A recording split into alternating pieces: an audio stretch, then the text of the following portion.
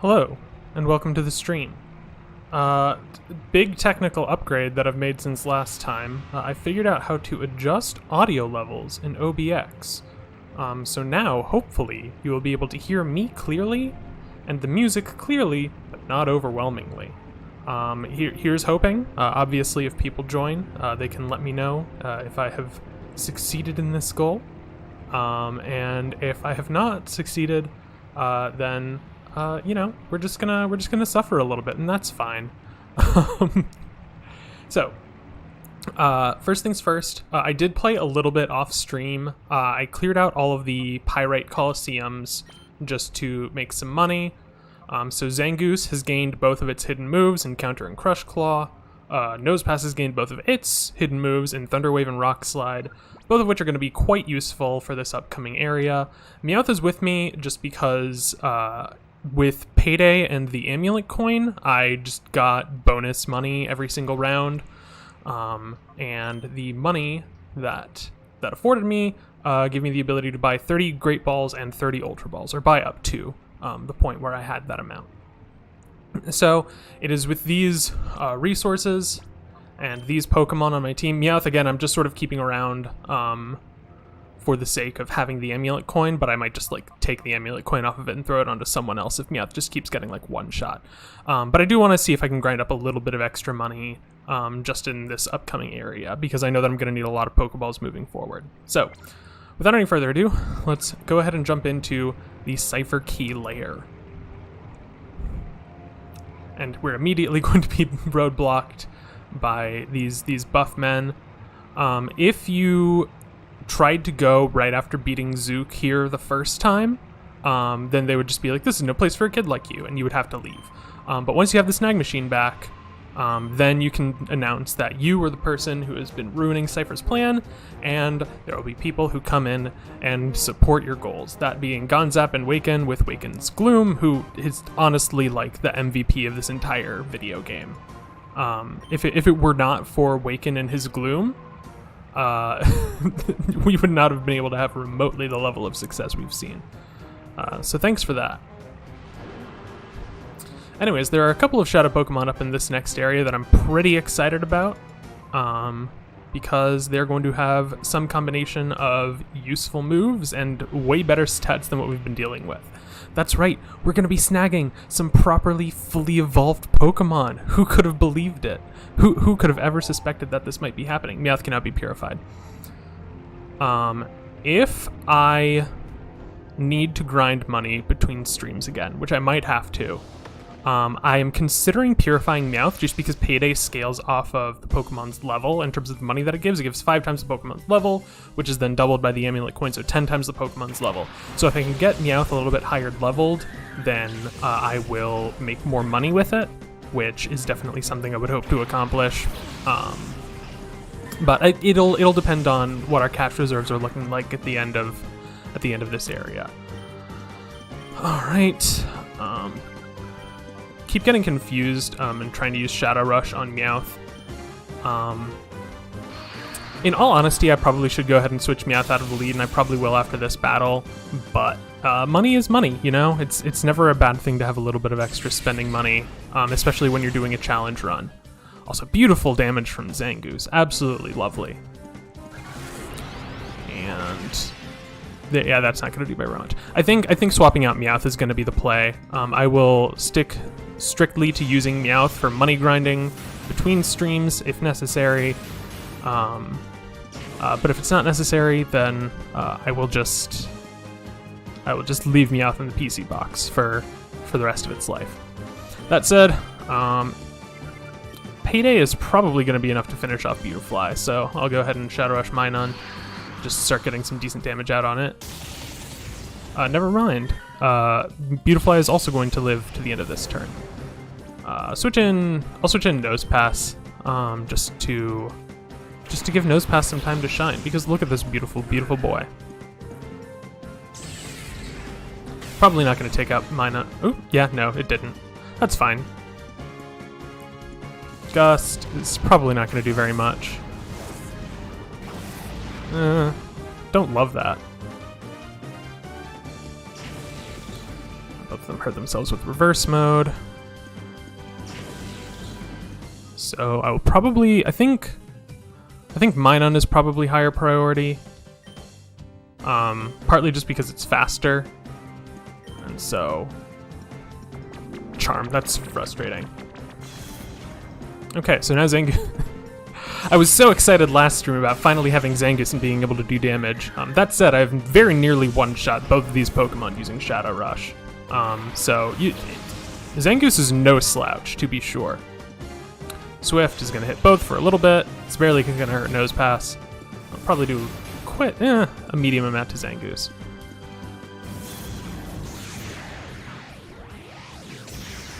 Like I said, I'm going to try to not live just attached to the Pokemon healing machines, partly because it's probably not very entertaining as a viewer, and partly because, I don't know, it's not necessarily the most fun thing to watch. It's pretty much just the viewer thing is what I'm concerned about. Let's see. Rock Slide, I guess, because they're both going to be weak. And this isn't going to KO either. I think I would rather get Ladian off the field. Between Ladian and Illumise, I think Ladian is the more threatening. Granted, it's like asking whether a toddler or, I don't know, something else that's not threatening. Giga Drain. I prefer that to be on Zangoose. Okay, yeah, decided to finish off the Zangoose.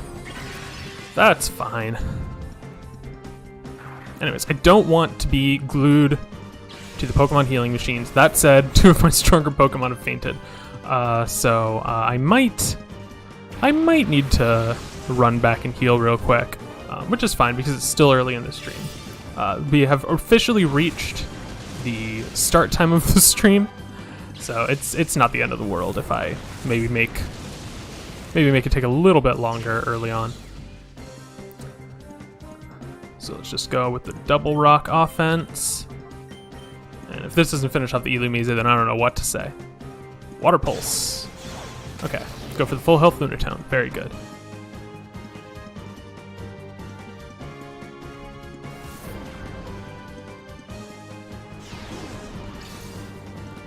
Decent chunk, and unnerfed.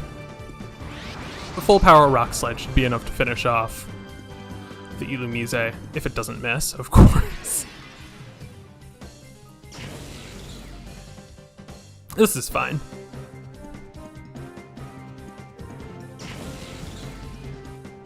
These reverse mode attacks aren't really that troublesome, but they do take up a lot of time. So I don't know. I think I would rather not waste a turn calling them most of the time. Like, I would rather just do more damage, even if it means they're going to be taking some passive damage. I feel like that's probably a better use of turns than, especially since I don't care about purifying. Obviously, if they still have like a hidden move to unlock, that's one thing. Also, these Pokemon are in the 30s, which means that I better be able to snag soon, or else I'm gonna be in trouble.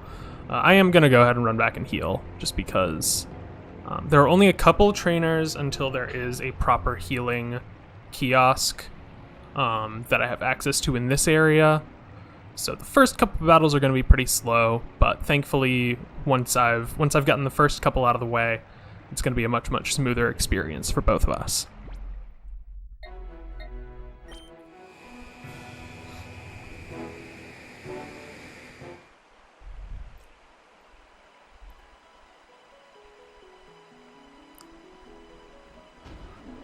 I wonder if there's anyone on my PC who would be more useful than Meowth right now. I could probably go through some of the Shadow Pokemon that I have. It's probably not worth it. I'm only gonna be potentially keeping Meowth. I'm gonna be switching out Pokemon in the very near future, is the point that I'm trying and failing to get at. And I'm going to give Nose Pass the Amulet Coin, just because money is good. Money is money. We've been over this.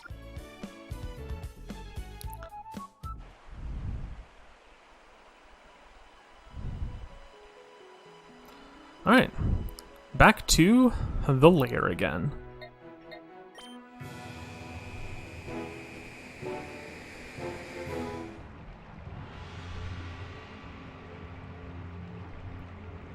This is going to be a very long walk. I think I might just try to tough out the next couple battles so that I can get to the healing kiosk, because this is going to be quite a long trek. I think there are only 2 more battles, maybe only 1 more until I have access to it. So that'll be really, really handy.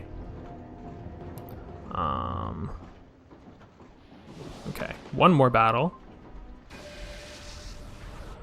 And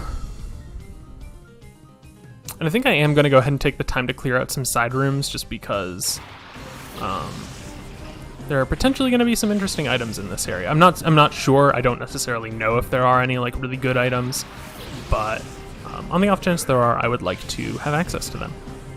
Even if it's just like healing items and Pokeballs, like can do much worse than that. All right, let's do this. Snatch steals stat changes, but I'm not using any stat change moves this turn, so that is a waste of a turn. I didn't know what that move did for the longest time, honestly, because it is kind of a weird effect. Nightshade, guaranteed 29 damage on Nose Pass, because, oh, that's more than half of Nose Pass's health. That's not good. Let's hope this Rock Slide does decent damage. Not very much on Seviper, and not very much on Murkrow either. Okay, I think I might just stick to Shadow Wave with Nose Pass. It's not really a damage dealer regardless. It's really more of like a... I hesitate to use the word tank, because like we've seen it's got pretty low HP and good defenses, but that's not much comfort when you're dealing with this kind of situation. Also, it's probably good that I switched. I mean, not that he was going to do a lot of damage to Paris anyways, but anyways, Paris is a Shadow Pokemon. Exciting. I think I'm going to wait until there are 2 or 3 to leave again, just because it is kind of a long trek.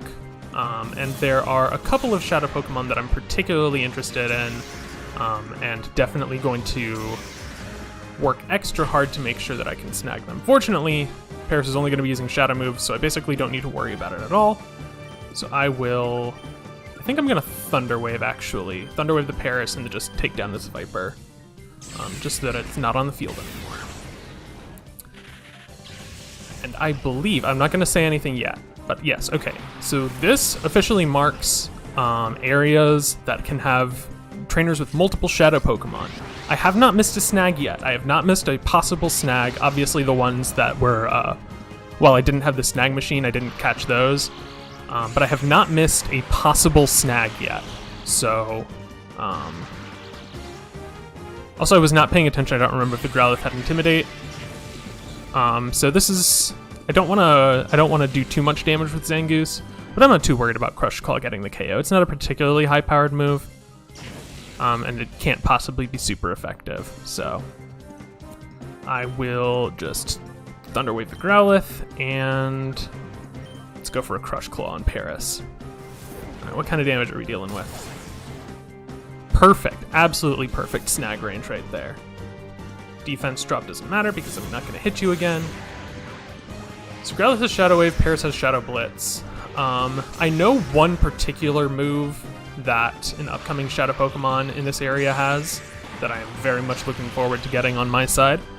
But we will reveal that information when we arrive at it. Shadow Blitz, not going to do any damage. Alright, so catch Paris with Nose Pass's turn, and I guess go for a Crush Claw. Growlithe is medium. I would say Growlithe is probably just about as tanky as Paris, so Great Ball should be all I need for a Paris. Also, you cannot catch multiple Pokemon in the same turn. The snag machine needs to recharge, apparently. I feel like that's probably partly to prevent weird redundancies by, like, double catching the same Shadow Pokemon. I don't know. There's probably some coding reason for why it's the case. But I don't know enough about coding to be able to say definitively. Alright, so Nose Pass is going to go down from reverse mode, but it's fine because Growlithe is on its last leg. And it should be an easy snag with Great Ball. So we will send in Lunatone. And I think I'll call Zangoose, because if this snag doesn't work, then I don't want to deal damage, obviously. So yeah, let's just Great Ball the Growlithe and call Zangoose. Hopefully the snag works, but if it doesn't, at least it's not a complete waste of a turn. And I'll do the reverse next turn, call Lunatone and throw the ball with Zangoose if this doesn't work. But it works, so it's a moot point.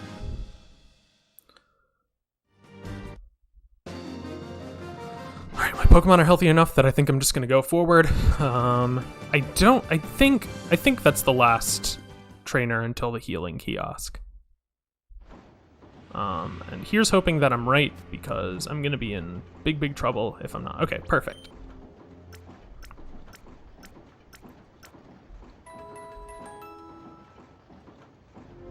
Alright, now I'm gonna go start checking around the side rooms, get any cool healing items, or just see what sorts of goodies are available to me.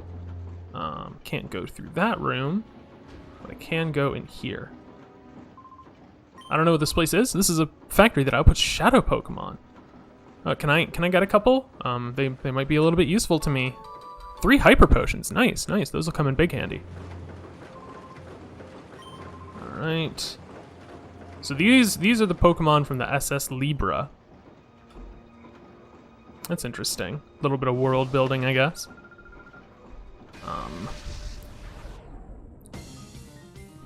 As I've said before, there are no shadow Pokemon in non-required trainer battles.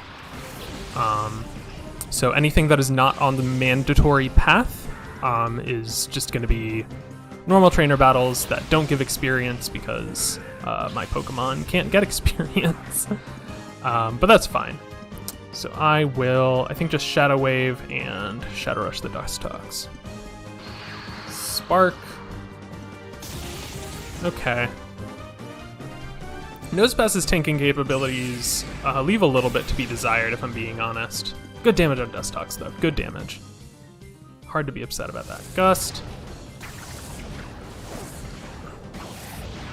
Critical hit did basically nothing. Okay. Zangoose is proving to be a superior tank to Nosepass, which isn't that surprising. Nosepass, for all of its great merits, in terms of design, is not a terribly strong Pokemon.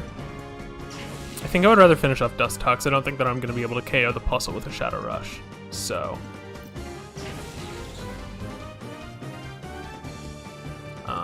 Nosepass is probably going to faint, which is fine.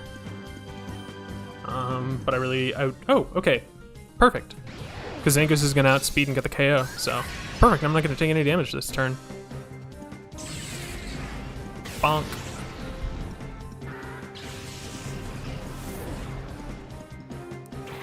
Xatu.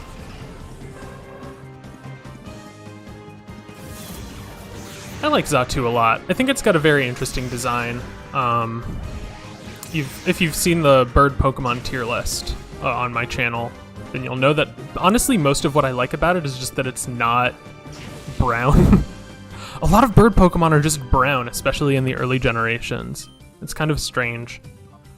Yeah, I think just gonna keep doing what I'm doing.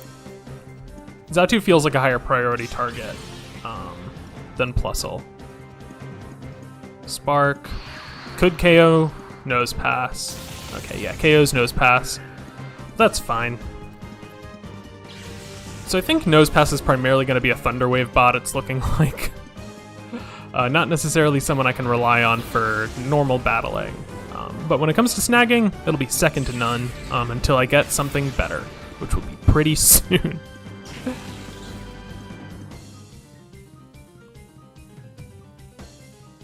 Alright.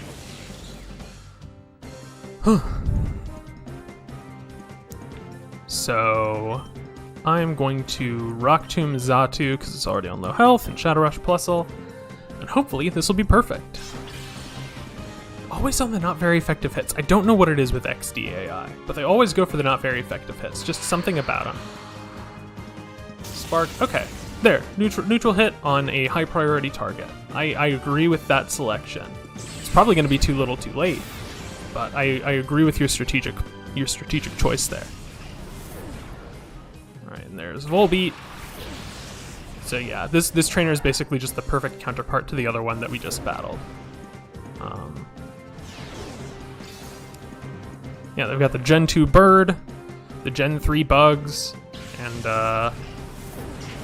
Plusle and Minun. So they're perfect counterparts to each other.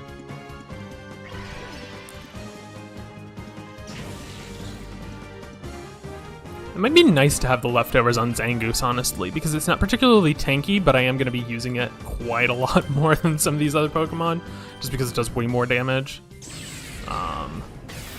So it might be good just to get like some passive healing on it, because it's going to be a bit of a struggle.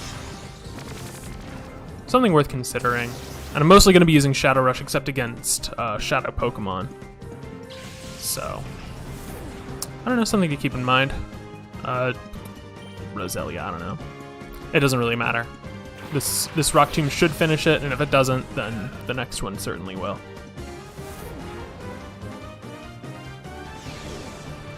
Alright, good bonk.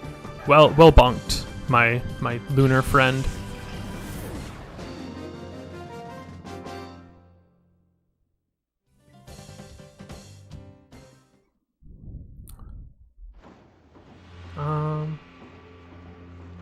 I really hope that there aren't any trainers up the stairs here, because if there are, I'm going to be in an awkward situation.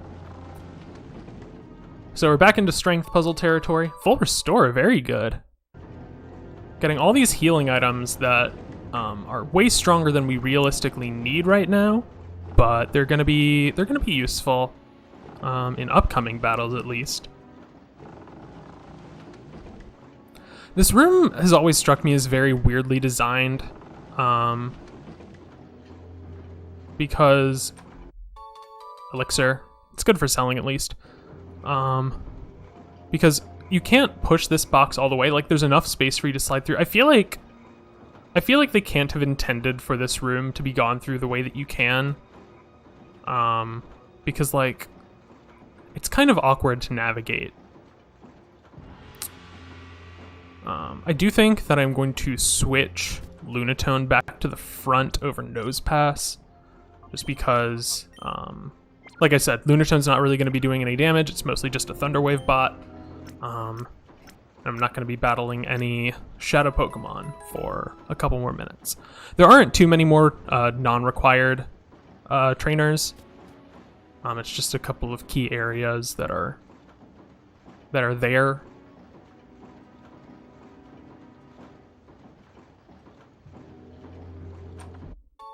Two revives, very good. See, you're rewarded for exploration. What a concept to have! What a concept to have in video games. All right, I believe this is the last non-required trainer for at least a minute or two. So it's Kahlo, the first half of the previous entry in the series.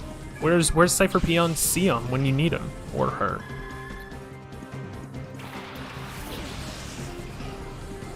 Whew. So let's... I think Shadow Wave is the move. And just Shadow Rush Octillery. Bonk him. Half damage. Not bad. Not bad. And reverse mode, which is fine. Shadow Wave. It's probably not going to do terribly much, but hopefully a quarter on Lunatone so that I can... Okay, yeah, no. I'm going to need to focus Octillery. Next turn, which is fine. Clamperl's not really going to do anything significant, I don't think. Whirlpool, yeah, that's not going to be very much. 13 damage plus the passive Whirlpool effect. Perfectly manageable.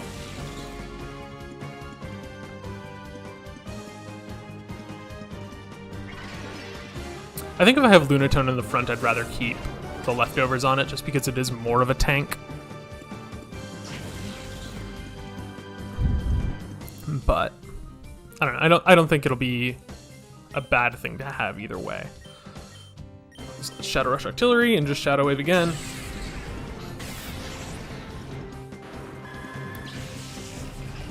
I really like Octillery. I think it's underrated. It's not a very popular Pokemon, I don't think. But I like it. I think it's a really fun design. I mean, definitely if you've seen the beta design for Octillery, it's like a full-on tank. It's really cool. I like the design that they ultimately landed on, but I do think that its beta design is especially interesting and cool.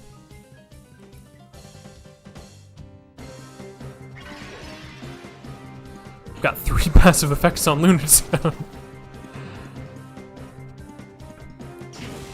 It's, you know, the battles in this game have a tendency to run very, very slowly. And because like 99% of the game is spent battling, they can become like, so-and-so is affected by this field effect. So-and-so is affected by this field effect for like minutes at a time. It's fine, I don't want to complain. I do really enjoy this game, and I've said before and I'll say again, my #1 most wanted Pokemon game is a continuation of the Colosseum and XD story. My #1 most wanted Pokemon game. It's such a rich and interesting side story that I think would be perfect to explore in another side project in the near future. You know, people could accuse it of being edgy. You know, it's evil Pokemon whose hearts are artificially closed. But I don't see it as edgy. I just see it as like an interesting case of like people taking the whole like evil team concept of, you know, the bad guys use Pokemon as pure fighting machines and they don't care about friendship, and just sort of like heightening that and like emphasizing that theme more in the story is sort of how I see it.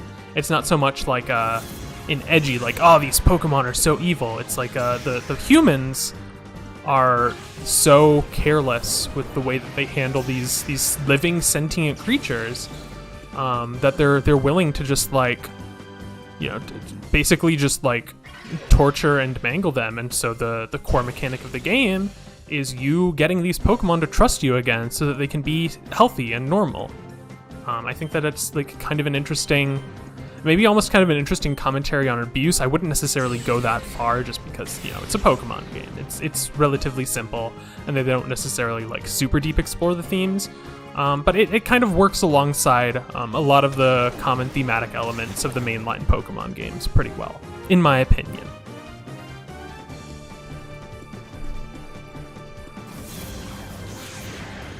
Plus, like, all of the characters and the world building, and it's just, I don't know, I could rave for hours and hours, and I have, and I will continue to rave for hours and hours about how much I like XD in particular, but Colosseum and XD as a little side series. And you could definitely argue that the story reached its logical conclusion at the end of XD, and I can definitely see that, but I want to see more. I just like it. I just like it. I think it's good. Alright, Lunatone's gonna just barely hang on. And finish it off with a Shadow Wave. I would comment on the battle, but there's nothing particularly riveting happening in the battle. So let's talk about something more fun, like what kinds of Pokemon games we want. Obviously, with Scarlet and Violet coming out on Friday, I am probably going to switch to streaming Scarlet and Violet, whichever one I end up getting. I haven't actually decided yet. I'll decide in good enough time. TM24, I believe that's Thunderbolt. Regardless, I can't use it. Let's check. Let's see how good my memory is. TM24 Thunderbolt. Yeah. I'm so good at video game. This guy is bone weary.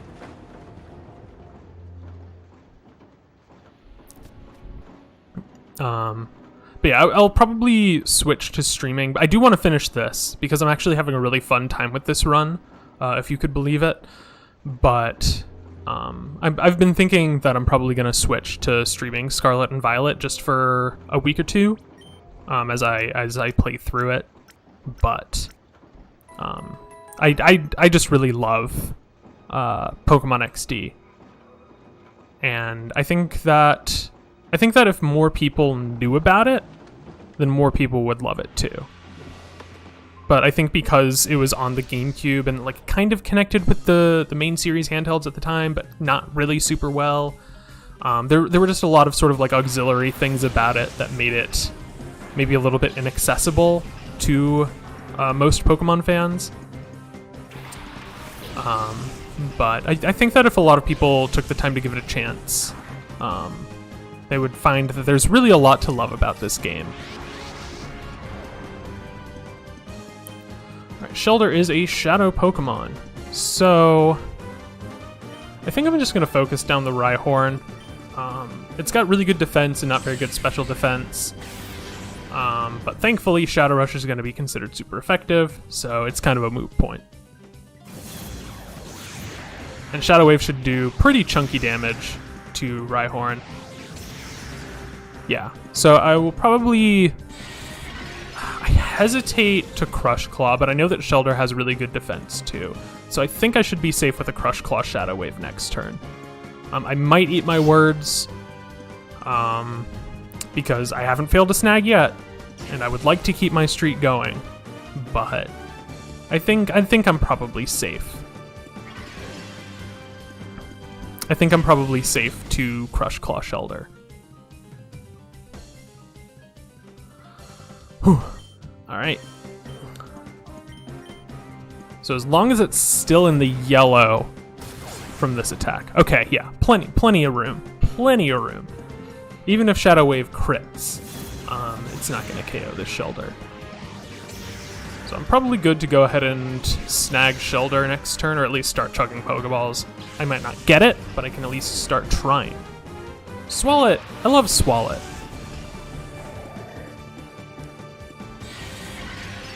And Shadow Blitz is not going to do anything. So I will chuck a Great Ball probably because Shellder's unevolved. And Shadow Rush with Zangoose. Sound like a plan? Cool. I liked it too. So it seems like Leftovers does heal a little bit more than Reverse Mode deals in terms of damage. So that's a good thing to keep in mind. Great Ball on Shellder and Shadow Rush the Swalot.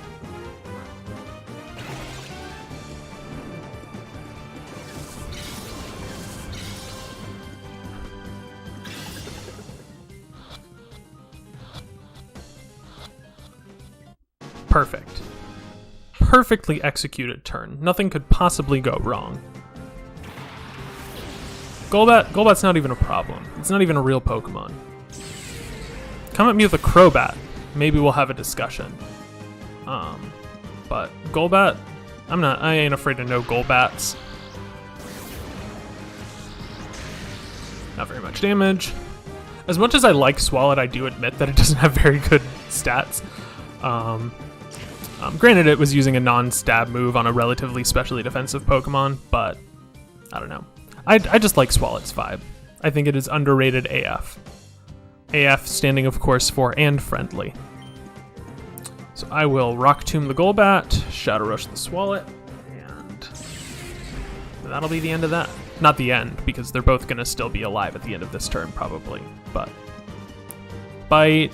I prefer on Zangoose, just so they don't flinch. Okay, perfect.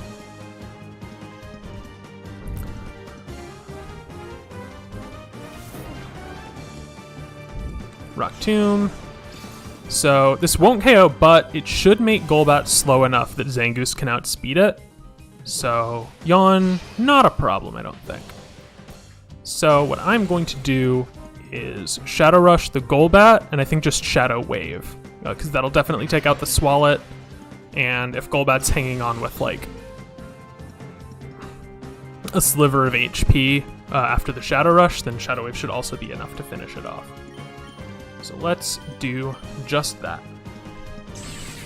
And obviously if the last Pokemon that gets sent out is a Shadow Pokemon, then... oh, sweet! That Rock Tomb was really high impact then. If it make Golbat slower than Lunatone. Great, this turn went better than I could have expected. This Lunatone Zangoose combo is pretty potent. Sharpedo, not a Shadow Pokemon. spoilers, I guess, but we caught a Carvana earlier, so I don't know if you were expecting there to be multiple Pokemon in the same evolutionary line as Shadow Pokemon, but they haven't done that in the same game, at least. All right, Lunatone's asleep. I'll probably, yeah, I guess I'm just gonna have to call you. And Shadow Rush the Sharpedo. It'll both wake up and get out of reverse mode. So that's pretty good. That's high value. Focus Energy, not going to be a problem, though if Shadow Rush doesn't do enough damage, that means that you're going to have the opportunity to crit me, which I'm not a fan of. Oh, you've got to be kidding me. Just a tiny sliver of health. Sad day. Alright. That's fine. Since I know that I'm not going to outspeed with Zangoose anyways, I figure I might as well call and just Shadow Wave. So that it's not in reverse mode in the next battle. Or at least not reverse mode going into the next battle, I should say. Okay, that was a misplay on my part. But it's fine. Do I have anything faster? Anything with priority? No? Okay, I'll just send out Nose Pass, I guess.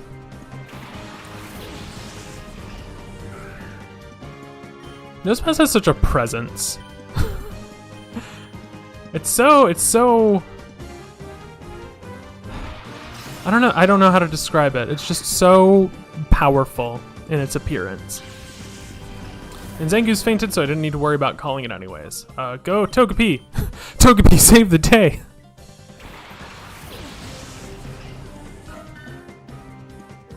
Of course, Nose Pass is actually going to save the day, but I'm mostly keeping Togepi for sentimental reasons at this point. I'm obviously not going to purify it. If you do purify it, you can trade it back to the guy who gave it to you for an Elekid that has a couple of exclusive moves.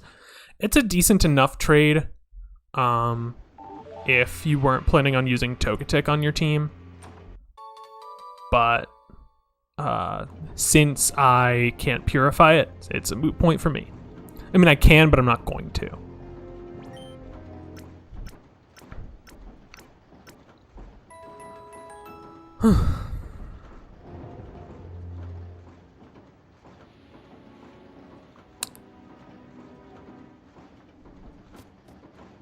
I'm making pretty quick work of this place. I'm pleased with myself. Once I unlocked the healing kiosk, everything really started looking up for me. Now, we can see that there are 2 item boxes blocked by this rude woman. Jelston. I love Ori names. I mentioned in the last stream, but I've also been playing Pokemon XG, which is a ROM hack of Pokemon XD. It was released a few years ago. And it's been really fun for the most part. But the one thing that I really don't like is that they changed a lot of the Ori names. And names like Jelston are just so strange and so funny that they add a lot of character to the game, and I really do stand by that. I think that they make the game more fun by coming across all of these non-human names that they just try to like pass off as normal in Coliseum and XD. Like Jelston, you know? I love it.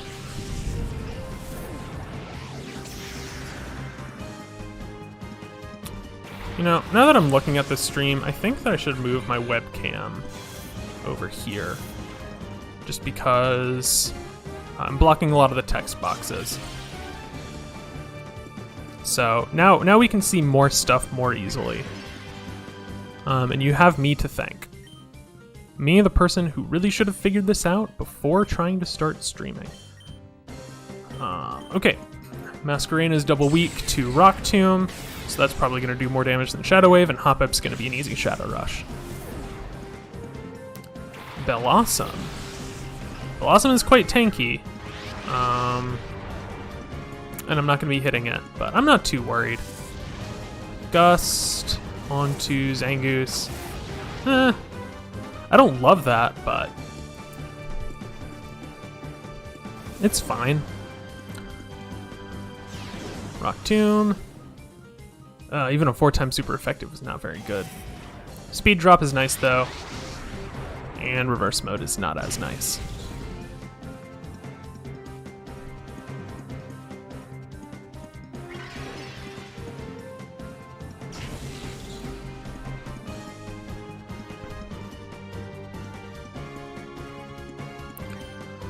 Alright, I think I'll probably just keep up Rock Tomb on Masquerain, and maybe Crush Claw Blossom to hopefully get a defense drop. I think that might be better use than Shadow Rushing.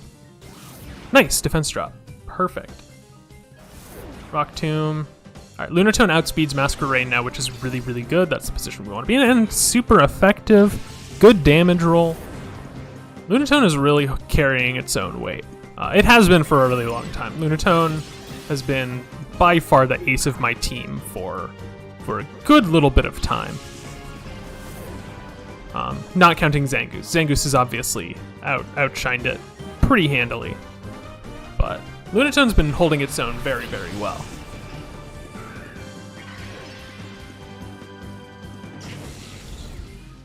Alright. So I guess I'll just double Shadow Wave until it goes down. It's defense dropped, which would be great if I had other physical attackers, but I think pretty much everyone else who can do meaningful damage is a special attacker with Shadow Wave, so... I now realize the irony of sending in 2 grass types against, or 2 rock types against the grass type, but... as long as it doesn't have Mega Drain or Giga Drain, this should be fine.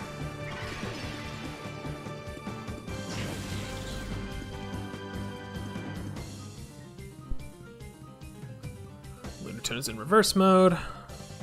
Yeah, let's just double Shadow Wave. If Nose Pass faints, then it faints. And it's just gonna be another turn. Hopefully Blossom will do something really weird and not go for the easy KO. Gonna help me out, Blossom? No, you're not gonna help me out. Jelston.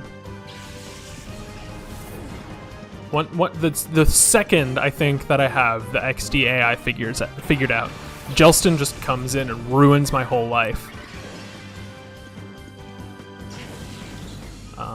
I think Meowth stands a decent chance of being faster than Blossom, which is why I decided to switch to it.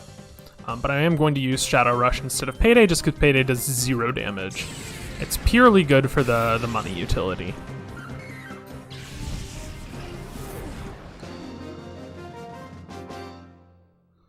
Alright. Losing to a boy like you. I'll be out on the street begging for a job. Yeah, and your resume is going to say Jelston. Cypher Peon Jelston, everyone. Beautiful name. Beautiful name. Nosepass can be purified. Not by me, though. Rare Candy, useless, but decent selling fodder, I think, actually. I think Rare Candies sell for a decent amount. And 3 Ultra Balls. Very good. Very good. Alright. 1 very useful item box and 1 completely worthless one. That's pretty much the ratio of my personal capabilities. Case in point, I fail at not even platforming, just walking. There is no platforming in this game. I'm just bad at walking.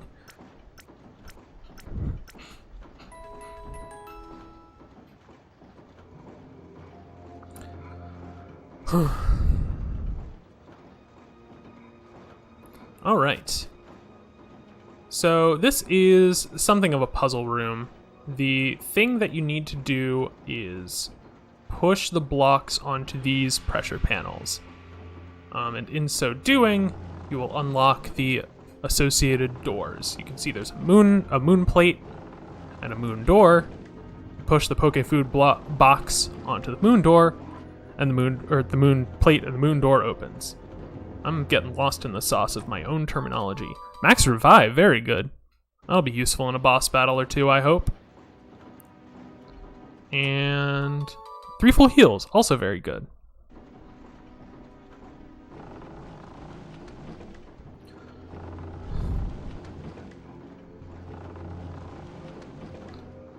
I have to assume that the Poke Food crates are meant to be on wheels or something, because that is a gigantic crate for someone to just be pushing with their bare hands. Oh no, who could have seen this coming? Me, I saw it coming. Cypher Peon luck. Where's Cypher Peon key when you need them? Beedrill and Furret. Interesting combination. Very, very unusually associated Pokemon. But no match, of course, for our Lunatone Zangoose double whammy. And if you can believe it, Beedrill is a Shadow Pokemon. So what I'm going to do is Rock Tomb Beedrill. I don't know how fast it is, but I think it is in my best interest to make sure that it can't outspeed any of my guys. Good damage on Furret, just Shadow Rush it next turn to finish it off. Decent damage from Furret, but nothing I need to be worried about because it's definitely going down to another Shadow Rush. Shadow Blitz is not going to do anything to Nosepass. Okay, it actually did a little bit of damage. Not very much, though. But this Rock Tomb is going to take you down. Not take you down, but lower your health bar and make you a little bit slower. So hopefully Lunatone will be able to outspeed you next turn. I'm a little bit worried about that health percentage, but I think I'm going to go for the Rock Tomb again anyways. Actually, you know, Beedrill has a decent catch rate by virtue of being a bug type. By virtue of being an early game bug type, I mean. So maybe, just maybe, this health with an Ultra Ball will be more than enough. 2. Dang it. Never lucky, dude. But it's fine because Furret's going down, so really the main threat in this battle. Togetic. Not a Shadow Pokemon. Shadow Hold, so I cannot switch out. That's actually kind of a shame because I was thinking about switching Lunatone for Nosepass, just to Thunder Wave. And probably Rock Slide because it's not going to do as much damage. Do I risk the Rock Tomb, rather? I think I do risk the Rock Tomb. I would like to use Beedrill, mostly just by virtue of it being a fully evolved level 30 Pokemon, but it's not the end of the world if I don't snag it right now. There is always Mirror Bee, and it doesn't have the best stats. It's not bad. It's really not bad for this point in the game, but it's not the best. Okay, yeah, no. Really, the only thing I was worried about was a crit, so I'm not brought low by my own hubris at this time. Okay, Togetic used Body Slam. That 30% paralysis. Or 20. I don't know what the base chance is, but Togetic has Serene Grace, so it's a pretty high chance. Didn't end up being a problem, so second verse same as the first. I think I am going to Great Ball, though, just because Beedrill's at a much lower health percent. And I'm feeling good about this Great Ball that I'm about to throw.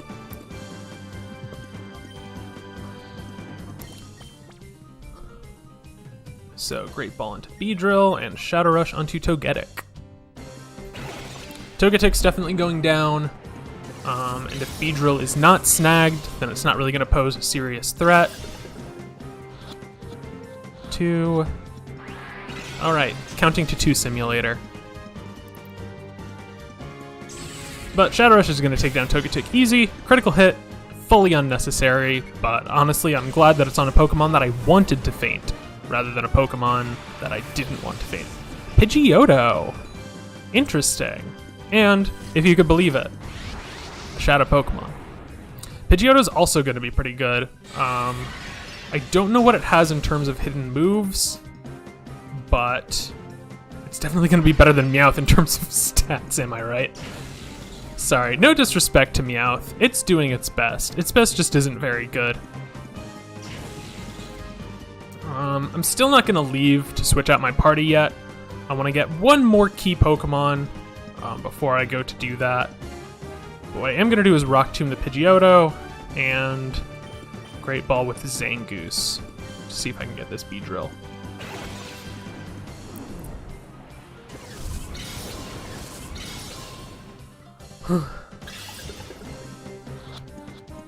Two, 3. Ah! counting to 3 simulator now at least. Shadow Panic. So both of my Pokemon are going to be confused. That's a little bit annoying. I'm not going to be using... Okay, Zangoose avoided it. I wasn't planning on attacking with Zangoose anyways, so it's kind of a moot point. Decent bonk. I might Shadow Rush with Zangoose, actually. I'm thinking. Because that didn't do very much on Pidgeotto, so I think, again, unless I get a crit, I'm not too worried about KOing Pidgeotto. So I think Rock Tomb might be the play, honestly. There is a chance that I hurt myself in Confusion, but by virtue of them both being Shadow Pokemon, they're not going to be able to do very much damage to me anyways. So yeah, I will just do the same thing as last turn, pretty much. I really hope this catches, because I don't want 2 Pokemon in perfect snagging range to be on the field at the same time, just because that's going to be annoying to me. 1. Alright, not even counting to 2 simulator. Alright, it's looking like I might have to use an Ultra Ball on Beedrill. Shadow Blitz. That's a shame. I really wish more Pokemon had stronger Shadow moves by this point in the game. Because Shadow Blitz is only 40 base power. Granted, it's super effective on most Pokemon, so it's at least got that going for it. But I feel like the standard moves by this point should be Shadow Rave and Shadow Rush. Like, you know, we're at basically the exact midpoint of the game in this area. I feel like those should be the standard Shadow moves. And then boss Pokemon can obviously have stronger moves. Alright, so let's Rock Tomb Pidgeotto, and let's try an Ultra Ball on Beedrill. Maybe Beedrill is just really wanting to be impressed. You know, she is the Queen Bee. Vespiquen has not been invented yet in this timeline, so Beedrill is the strongest bee that we've got. 2, 3... Yeah, there we go. Okay, yeah, she just needed a little bit more luxury in her life. That's all it was. Rock Tomb, and it missed. Cool. Good work, Lunatone. Really proud of you, bud.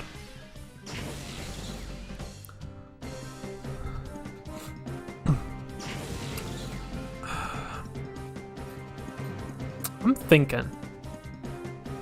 Nothing good can come of that. I'm thinking that I will Rock Tomb and probably just call Zangoose. I don't really think that it would be worth it to use a Pokeball this turn. Pretty low chance of catching. And if Zangoose can manage to not get KO'd by Pidgeotto, then that means it'll be alive without being in reverse mode for the next battle. If it gets KO'd, it's a moot point, but it's a moot point I'm willing to make. Speed Drop, Shadow Blitz on Lunatone. Be nice to me? Alright, you were nice to me, thank you. So considerate. Okay, so now the play is going to be... Do I just bite the bullet and use an Ultra Ball? I think I'll use a Great Ball. Again, like, they're for being evolved Pokemon, they're still, like, mid-game Pokemon. And I would rather save my Ultra Balls until later, just because there are going to be a couple of stronger Pokemon, and I really want to be able to get them off the field quickly. So let's see how this Great Ball does. 3. Nice! Okay, Pidgeotto was easy.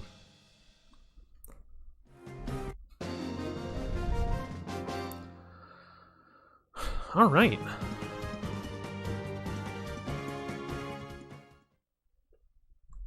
So... I know that I said I wasn't going to be hugging the healing machines too closely, but it's so convenient now that I've actually like unlocked one in the area. Like I don't have to like zone out, go to Fennec City, whatever. Obviously I will be doing that soon. Soon there is one particular Pokemon that I'm waiting until I have access to it to go back and change out my party. I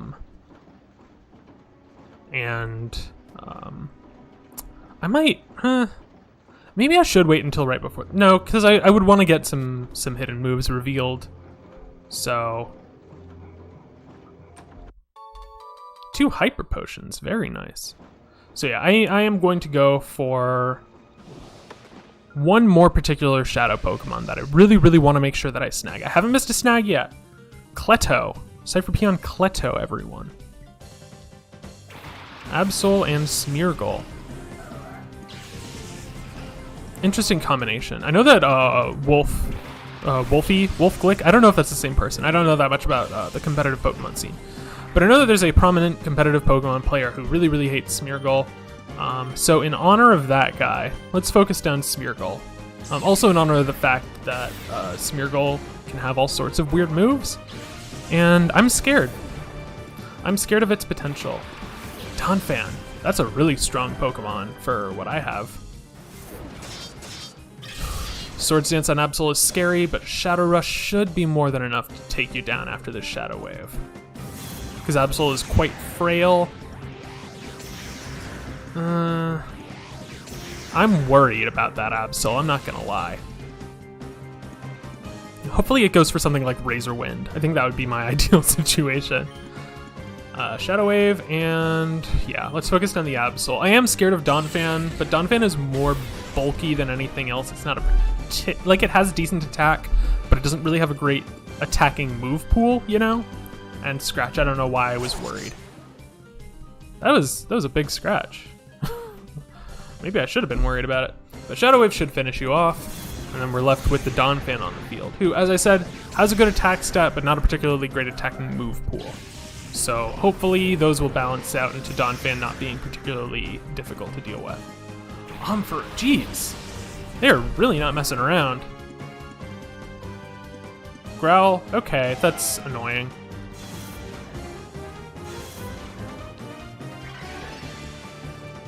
I would really like to preserve Zangoose's attack stat.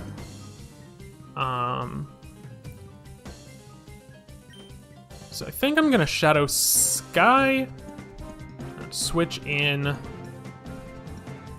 I'll switch in Meowth as a sacrificial lamb just to reset Zangoose's attack stat. I think that's probably the best thing to do. And if Meowth manages to live for a turn or two, that's fine as well. Shadow Sky, get some passive damage and some buffs on my shadow moves. Light Screen, that's annoying. I don't know if Crush Claw breaks screens in this game.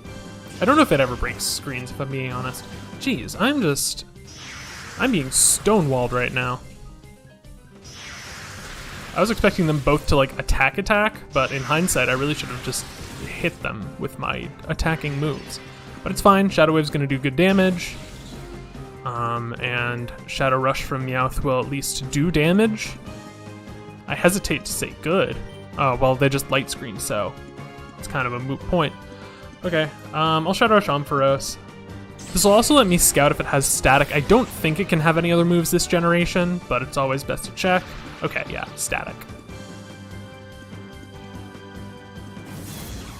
Right, this is probably not going to do very much on account of that light screen. Oh, critical hit.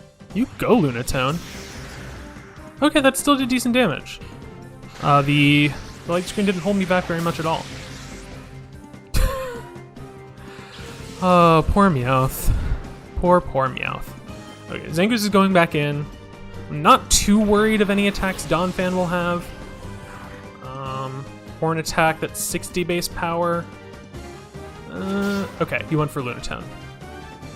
Perfect. I can always rely on the XDAI to make bizarre decisions. Flashing Light strikes Ampharos, and strikes Donphan.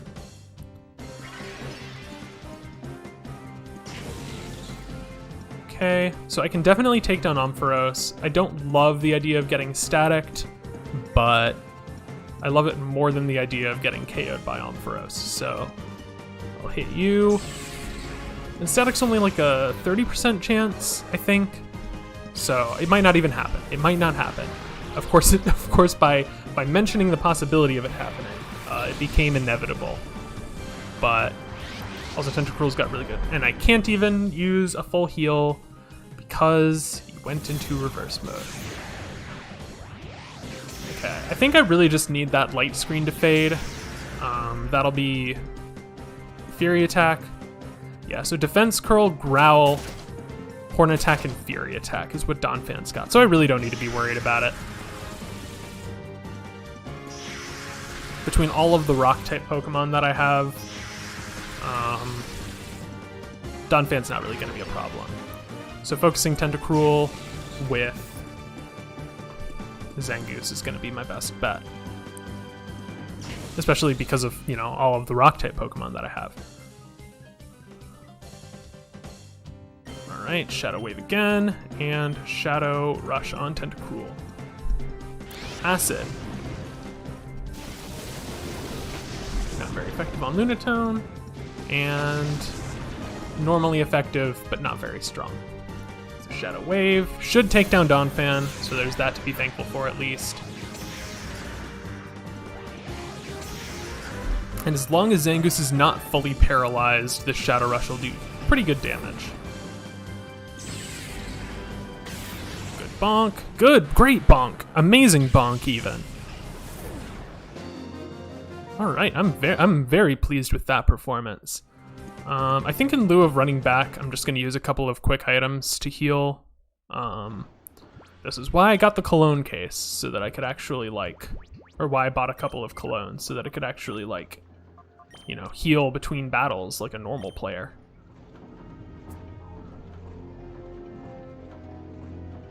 Alright. And I reckon I might as well use one on Lunatone as well. So I definitely at least need a Paralyze heal. And I don't actually know how my Super Potion reserves are doing. Because I used a lot in the last video. Or the last stream, rather. So, 13 full heals and 3 super potions. Okay, yeah, I'm in a decent enough spot to spare a couple. Especially with all the hyper potions and full restores and whatever else this game has gifted to me. Alright, that was probably like exactly the same speed as just running back to the healing kiosk, but... You have anything for me? Okay, no, neither of them have anything for me. This has all been a colossal waste of time. A hip up! So, something that I was reminded of between streams is also how vitamins work in, I think up until 5th gen, is that you can only gain the benefits of any effort values on level up, which means using them on Shadow Pokemon will not work because Shadow Pokemon can't level up. Again, I have not properly like stress tested this with vitamins specifically. I don't know if it's true of all effort values or if it's just true of effort values gained naturally through battling. So I guess I could do a stress test again between streams, just to double check effort value mechanics in Gen 3. But I'm pretty sure that in order to actually get the stat bonus from EV training, you need to level up, which is annoying. But I kinda get the idea behind it. Scythion, Kecleon. Also, for those of you curious about color change, it doesn't interact with shadow moves at all, is the answer to your question. I think I'll Shadow Sky, just because it'll boost damage, and we're apparently dealing with some pretty specially defensive Pokemon. I mean, I knew the Kecleon was pretty specially defensive. I'm not super familiar with Chimecho's stats beyond not very good. Okay, Noctowl, another very specially defensive Pokemon. So Lunatone, not gonna be putting in the most work right now. So I think Shadow Sky is probably the best use of its turn for right now. And then I'll probably Rock Tomb Noctowl, and then Shadow Rush Chimecho, which should be a pretty easy KO. With the Shadow Sky boost and the little bit of chip damage that's already on it, should be a strong KO coming out of Zangoose. And a Rock Tomb for the Noctowl. Shadow Rush. Good bonk. Really good bonk. Loving the damage that I'm seeing out of Zangoose. And Mightyena. Not overly specially defensive, but it will have Intimidate, which is annoying. Takedown. Kind of worried about that on Zangoose. It's not too much damage.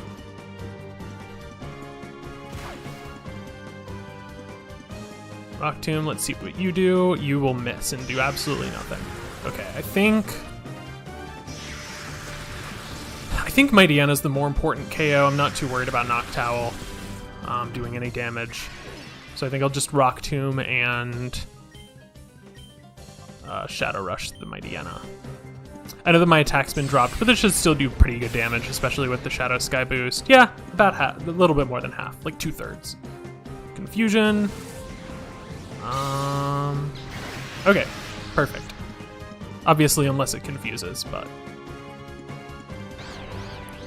I shouldn't have said that. Mightyana dug a hole. Okay. So there is always the possibility that the AI decided to aim for Lunatone with Dig. So what I think I'm going to do is just burn a Super Potion on Zangoose, just in case, and then Shadow Rush Noctowl. Sounds like a plan. Good damage. Reflect. You know, it's fine, because they're both on low enough HP that, like, a Shadow Rush will do. Okay, yeah, they did decide to aim for Zangoose. Wouldn't have KO'd, but it's good to know that I'm safe.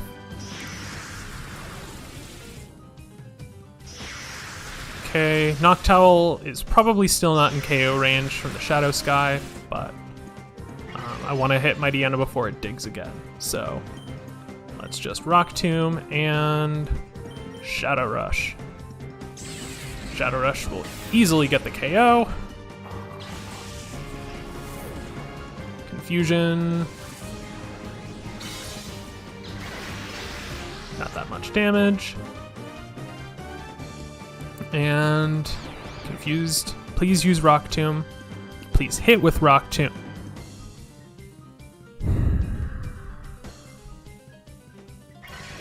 I swear to God, if you weren't my only access to Shadow Sky. Okay, let's just finish it off the longest way possible. The Zangoose has yet to let me down. Reverse mode isn't a problem. Zangoose has been a godsend. I love being able to deal damage with my attacks.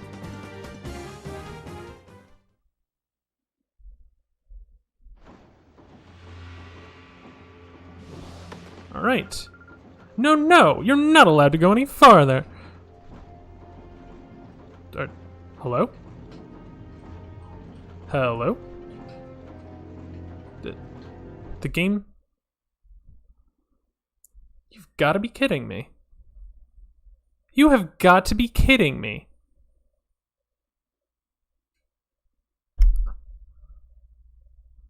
Okay. Okay. That's on me for not saving in the middle of a... How long has the stream been live? How long have I been live? What is happening? Where am I? What? I have to redo that whole hour of gameplay. Okay. I do not know what the nature of that error was. So I think the plan is just to save like every floor or so. You know, that's gonna be a problem that you run into when you're playing on real hardware sometimes.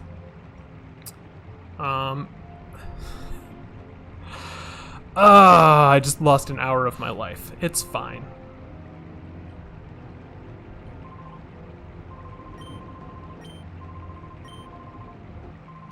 Alright, well at least I can just button mash. I know to not go to the basement because all that's there is a TM. So I at least know a couple of battles that I can avoid. The other one was 3 Ultra Balls and a rare candy. I can probably skip the Ultra Balls, if I'm being honest. I've got 30 of them. Oh, Just trying to like recalibrate to how I can make up for the lost time. I think still top priority, Meowth can be purified. So top priority is going to be getting to the healing machine.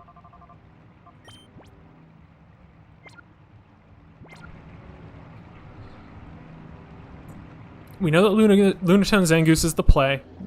And if I miss any snags this time, then I'm not counting them as part of the missed snag count. You know, you can call them whatever you want. You can call me a scoundrel and a sore loser, whatever. But I'm not counting them personally for me because I got them. I got them the first time. And you can't, you and no one else can ever take that away from me.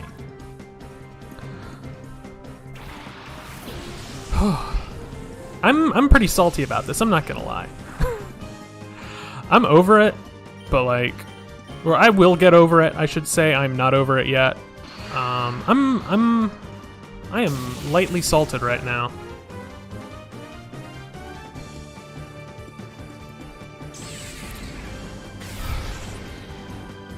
Good damage at least.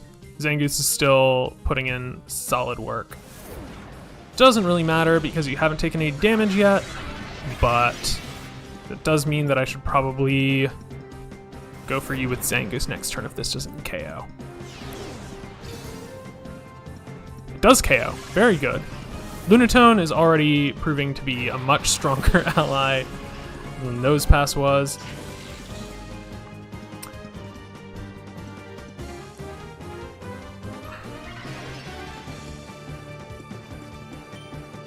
Let's Rock Tomb the Ladian and Shadow Rush the Minot. Charm, go for Zangoose, preferably. That's annoying. It's fine, the Rock Tomb has still slowed down the Ladian at least. And probably do about half health. And Illumise. So I can probably just Shadow Wave next turn with Lunatone. Psybeam is not going to do very much to Lunatone, if that's the target. Yeah, 5 damage to Lunatone. I can live with that. And the Rock Tomb is going to do probably about half health, like I said. Okay, so I think probably just Rock Tomb the Ladian again, and Shadow Rush. Shadow Rush the Illumise. Fortunately, Zangoose's attack wasn't lowered, so...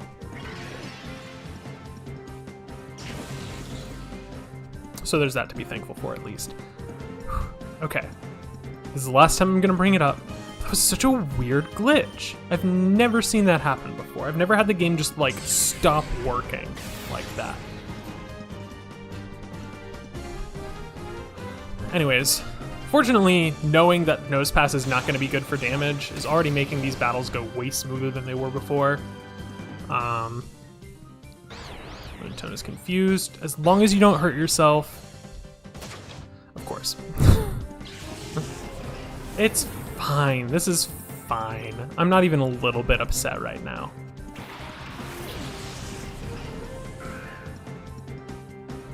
Light screen, not really a problem. So I'll finish off Illumise and then Rock Slide with Nosepass.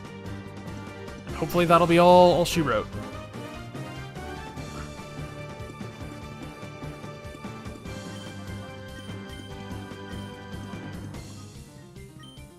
That is not what I meant to do, but hopefully it'll work out anyways.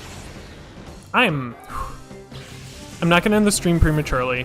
I'm gonna stick to my schedule, but that is such a frustrating setback to know that I just lost an hour of gameplay.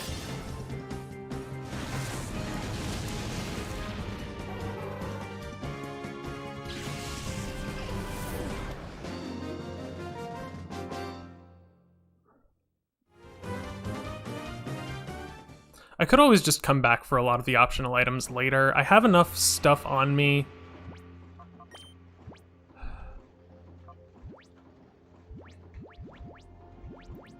Yeah, I'm gonna go back and heal.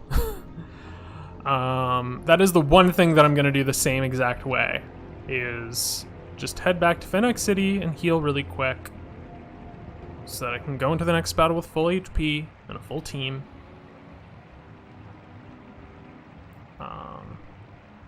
Hopefully re-snag everything that I've already rightfully snagged. And get back to where I was in good enough time.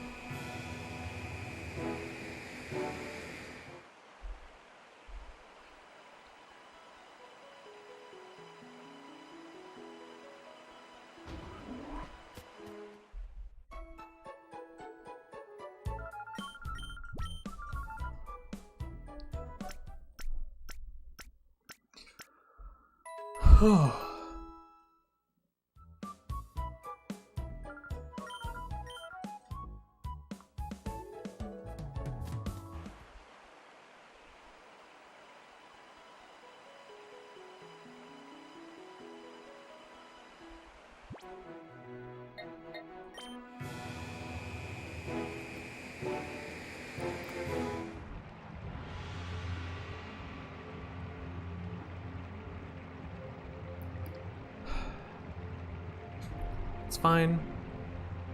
It's fine.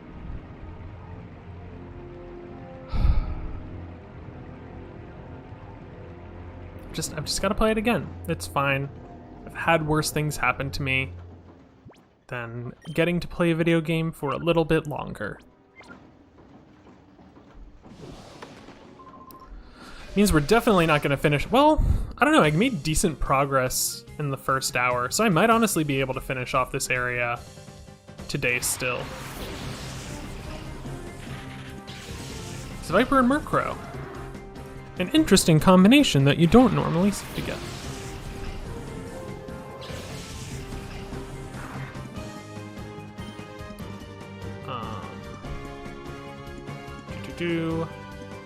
Okay. I'm going to Rock Tomb Murkrow and Shadow Rush this Viper. Critical hit, thank you. Something working out for me. Paris, which as we all know is Shadow Pokemon. I don't believe Paris has Spore, which would be kind of a godsend if it weren't for another Pokemon that's already here in this area. Pursuit, not gonna do very much. All good with me.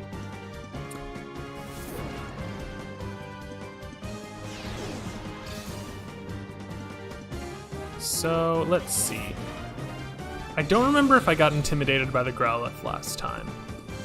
And I obviously never went back to the PC to check what its ability was, so this is kind of risky to be Crush Clawing this Paris like this. But okay, it's not risky at all because I missed. And Lunatone missed.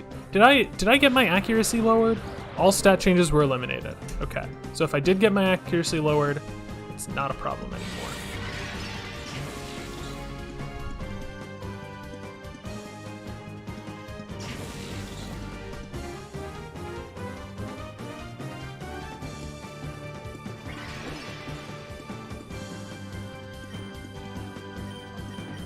Alright, we're risking the Crush Claw again. And it was not a risk at all. It worked out perfectly, and there was never any risk involved in this decision. All stat changes eliminated, perfectly fine. Rock Tomb should get the KO. And, alright, next turn I can catch Paris. Hopefully it'll be a one-turn snag like last time. It's not paralyzed, but it is on the same, pretty much the same exact HP. And I can Crush Claw the Growlithe, which should also not get KO'd, especially if it has Intimidate this time. It does not have Intimidate this time.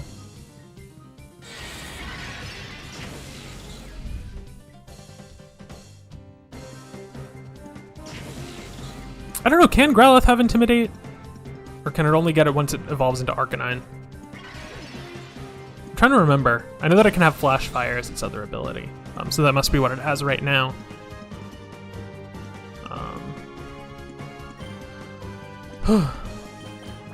Worth looking into at another time. Crush Claw Growlithe. Shouldn't get too dangerous of HP.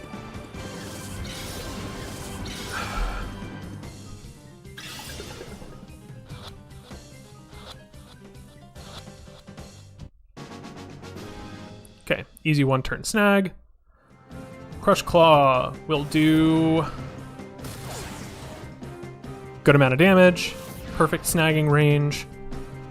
Shadow Blitz is going to do basically nothing, so next turn I will call Zangoose and just chuck a Great Ball with Lunatone. Sound good?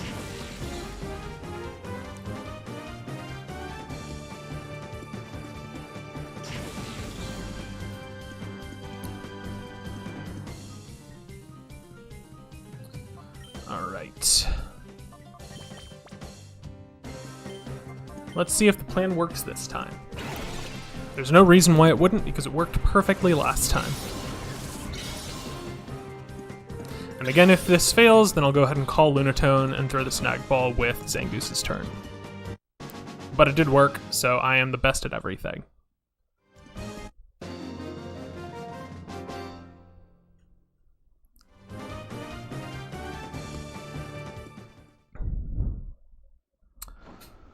Alright.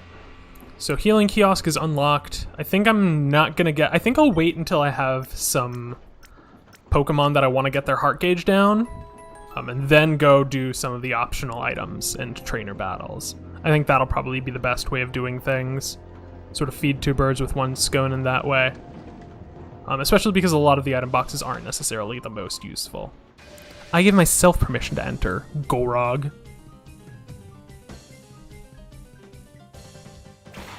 Shelder and Rhyhorn. What an interesting combination of young men. Or women. I think both of them can have gender.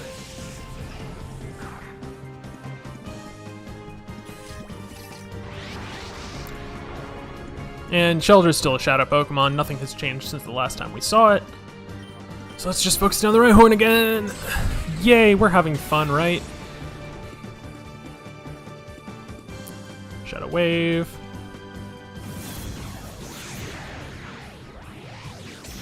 Not very much. And a significant amount.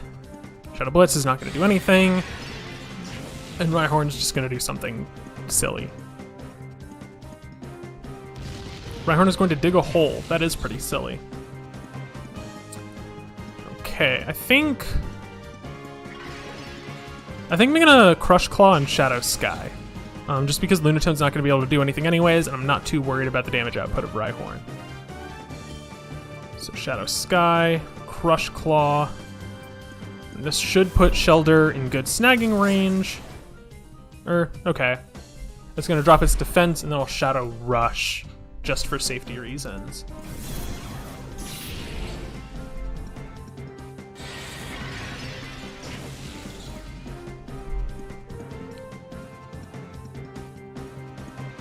Or maybe I will hit Rhyhorn with Shadow Rush and just Shadow Wave again with Lunatone. I think that's the play. Just make sure Rhyhorn gets off the field so it can't dig again and waste more time. Plus, since I know you don't have any other Shadow Pokemon, it'll get some chip damage on whatever's up next. I think that's going to be the best use of my turns.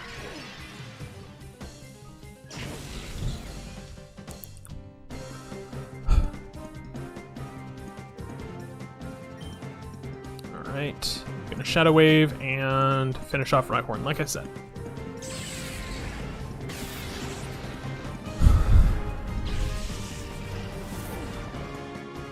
Swalot, hello again, old friend. It's very good to see you. Let's see what kind of damage this does. Still not gonna do very much to Shelder, but that's kind of what I'm banking on. That's a good chip. I might just go for maybe an Ultra Ball just to like... Nah, it's a level 29 Shelder. A Great Ball should be more than enough, even not status ailment. So Shadow Sky boosted Shadow Rush will probably be enough to KO Swalot, but if not, it's not really the end of the world. So let's Great Ball, Shelder, and Shadow Rush Swalot.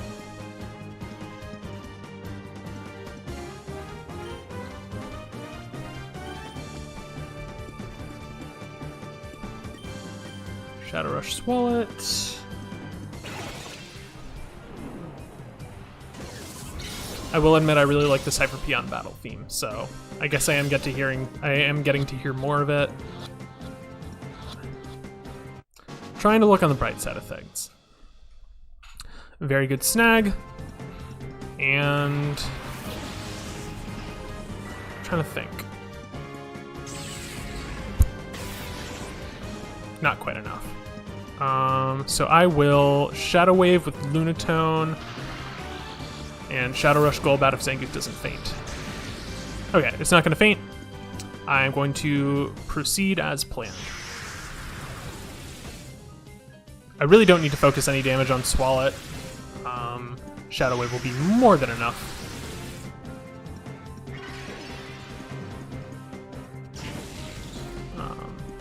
But Zangoose is probably going to get KO'd this coming turn.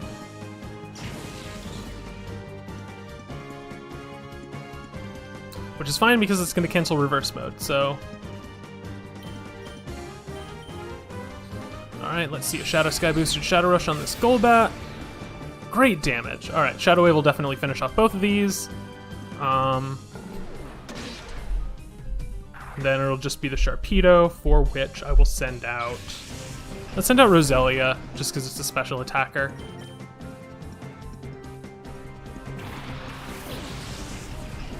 So it's not going to have to make contact to deal damage. Because the next Pokemon is a Sharpedo that has rough skin. Good damage. Good damage.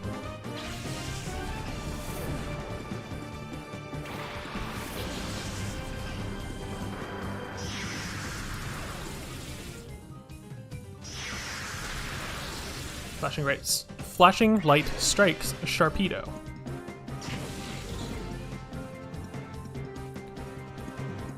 Right. Double Shadow Wave. Alright. I'd rather you bite... I don't know who I'd rather you bite, honestly. As long as neither of them flinch, I don't really care that much, I guess. I need to stop speaking these things into existence. Good chunk, Roselia. Holy cow. You were keeping up in the damage. Alright. So if Lunatone gets bitten, it'll probably faint. But honestly, that's kind of nice. Okay, Focus Energy. It's a moot point. I was gonna say it'll be nice to get it out of reverse mode without me having to use any items, but...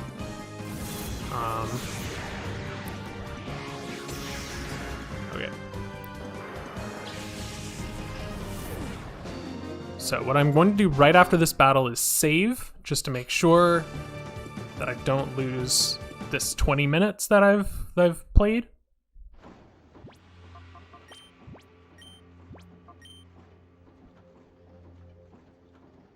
Sound good? Alright. I was really worried for a second. It was taking a little bit too long to save for my sanity. Alright.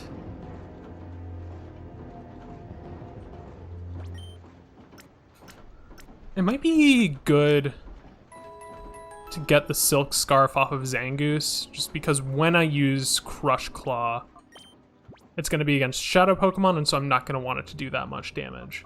So maybe it'll be good to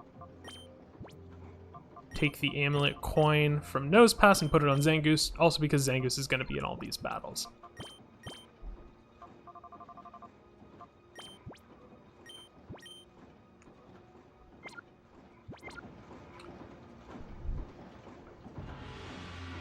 I'm not going to bother going back for the items because I think it was 3 Ultra Balls and a rare candy.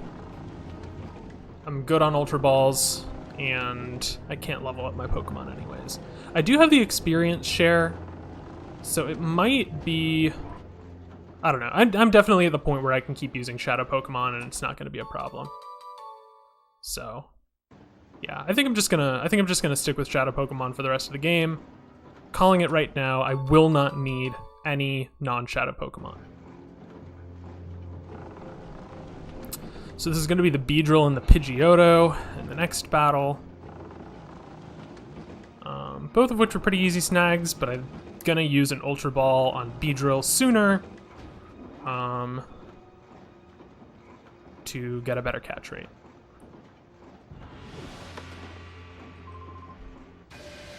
I am good to get this far. Thank you, Locke.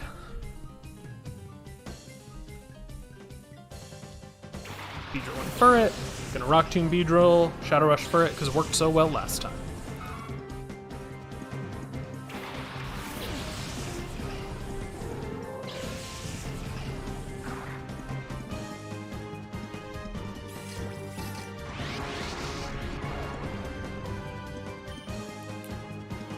Rock Tomb and Shadow Rush.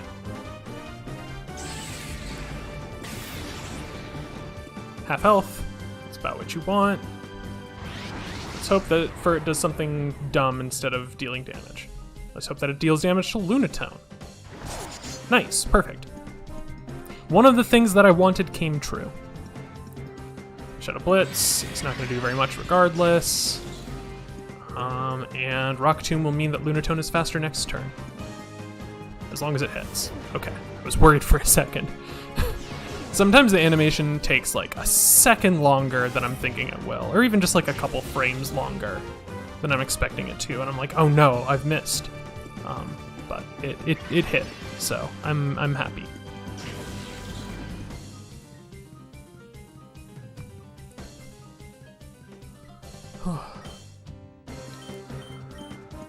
Alright, I know that I'm risking critical hit, but I didn't get a critical hit last time. Again, I'm not counting any Shadow Pokemon that I did snag before the game crashed against me, if I don't snag them this time. Okay, I missed. Shadow Blitz is barely any damage. Cool.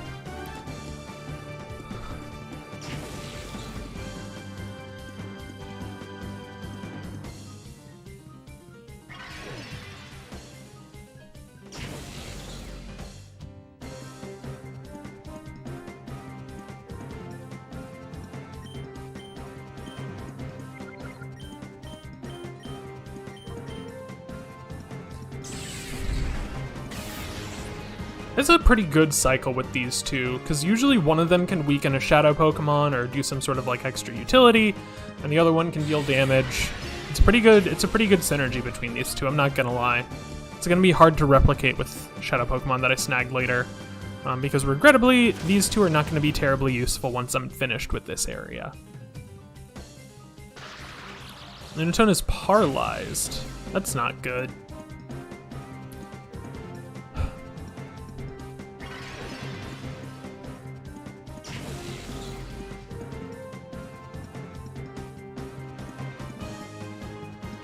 Okay, still gonna keep with the Rock Tomb strategy, and Togetic's gonna be off the field. I don't know if Follow Me still applies if a Pokemon faints. Like if this is gonna aim for Pidgeotto now. Rock Tomb is gonna aim for Pidgeotto. Because if it does, that'll be kind of awkward. Because I could Crush Claw Pidgeotto if it's at full health, and that would be fine. But I don't want to risk Crush Clawing it if it's at, like, 2/3 health, because that could be potentially pretty bad. Here's hoping that I can hit Beedrill. Okay. I don't like this.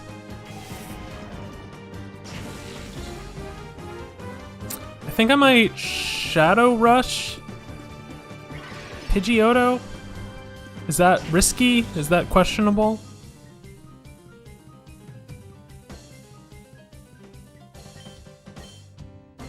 Rock Tomb on Beedrill and Shadow Rush. It's probably not going to do very much damage at all. I shouldn't be worried. Yeah, okay. I guess I'm just going to have to chip down Pidgeotto. Well, I guess I could just use a Rock Tomb once Beedrill's finally on low health. Lunatone avoided. Perfect situation. Zangoose also avoided. Even perfecter. Super effective, no crit. Alright, gonna Ultra Ball Beedrill and Rock Tomb Pidgeotto.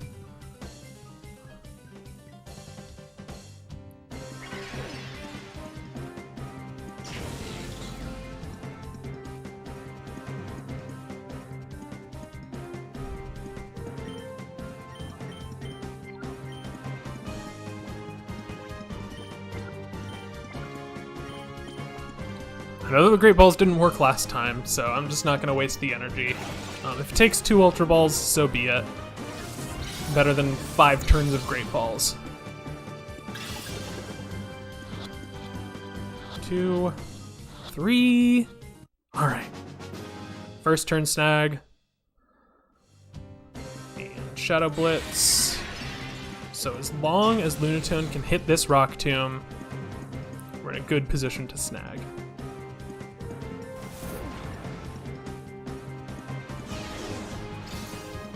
Super effective, no crit. Alright, I'm going to Great Ball and call Zangoose.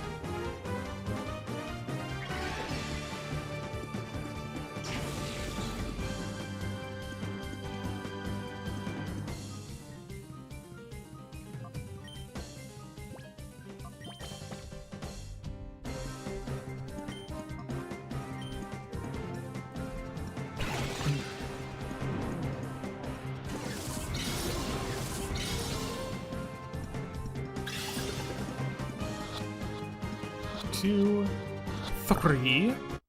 All right, easy 2 turns, 2 snags. And I'm gonna save after this one, just because I snagged both Shadow Pokemon. Knocked aside as if I were a pylon. So dramatic, dude, chill out. As we can see, I've still only purified 1 Pokemon, which was of course Poochyena the weird dog. Because I was required to.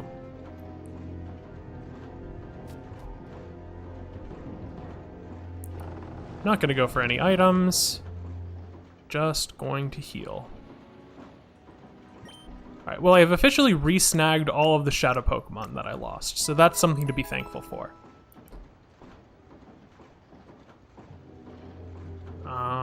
So now it's just going to be a matter of hopefully not crashing the game at the exact same point.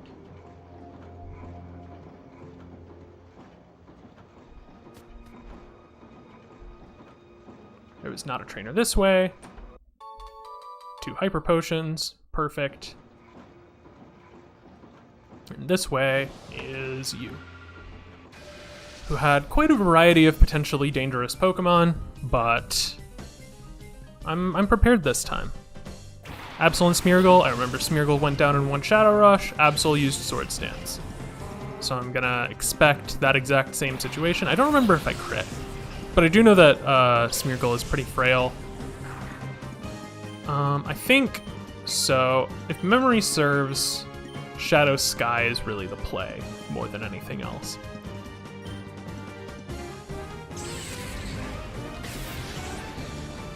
Great damage, as expected out of Zangoose.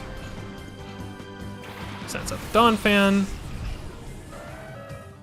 who only has normal type attacking moves that aren't particularly high base power. Absol, pretty much the same story. Shadow Sky means that hopefully Shadow Rush will be enough to KO Absol in 1 turn. And then I can just Shadow Wave with Lunatone. I'm going to take down Ampharos before it can Light Screen, just because it'll make a lot of my damage a lot easier to get off. And then the last Pokemon was something. I don't remember. I remember it being like, oh wow, I've still got to deal with this. But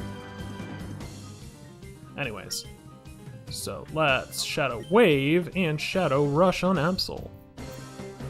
Even if this doesn't get the KO on Absol, it'll definitely get it in Shadow Wave. It's not even like that's not even a pixel. That's like the concept of a hit point.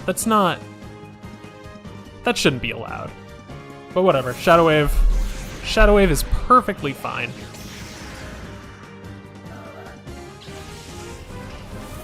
And decent. Ampharos. Worst case scenario is Donphan uses Growl. Worst case scenario is it uses Growl on Zangoose. I think Growl hits both sets, actually. Okay. So the worst case scenario has been realized, but it's fine. I'm still just going to Shadow Rush Ampharos and hope for the best.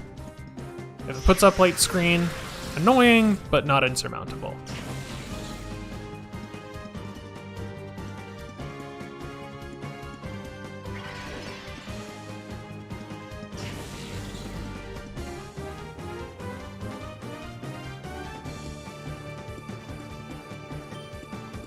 Shadow Wave and Shadow Rush on Amphi.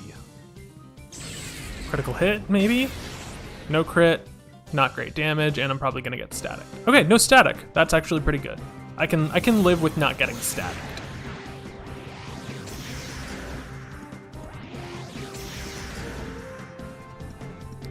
Thunder Shock.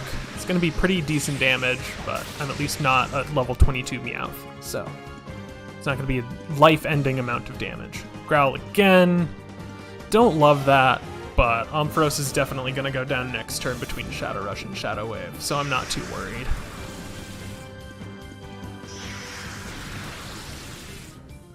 Critical hit would be the best possible outcome from Shadow Rush, because that means I'm also getting the chip damage on the next Pokemon. Plus Ampharos hasn't used Light Screen yet, which is really something to be thankful for.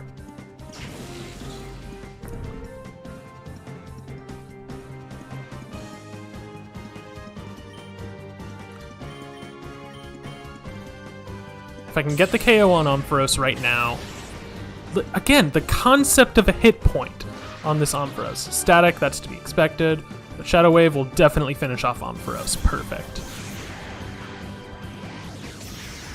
So no Light Screen is on. That's really good for me. Donphan is a Shadow Tentacruel, right. It's not particularly dangerous, it's just got really good special defense. Shadow Rush is not going to do great damage just because I've been halved attack, but at least Tentacruel doesn't have the best physical defense to worry about. So yeah, let's just do the same thing.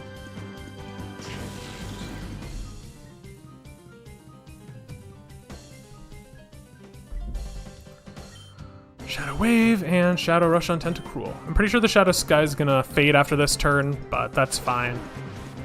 I've gotten enough value out of it, I think, at this point. Because this is gonna take down Donphan. It's at least gonna do a little chip onto Tentacruel, but nothing worth writing home about.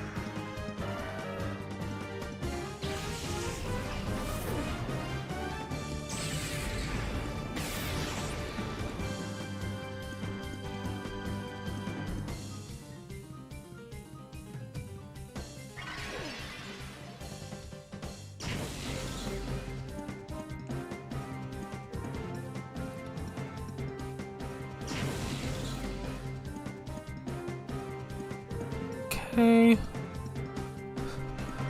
Alright, another Shadow Wave Shadow Rush should do it. As long as Zangoose isn't fully paralyzed.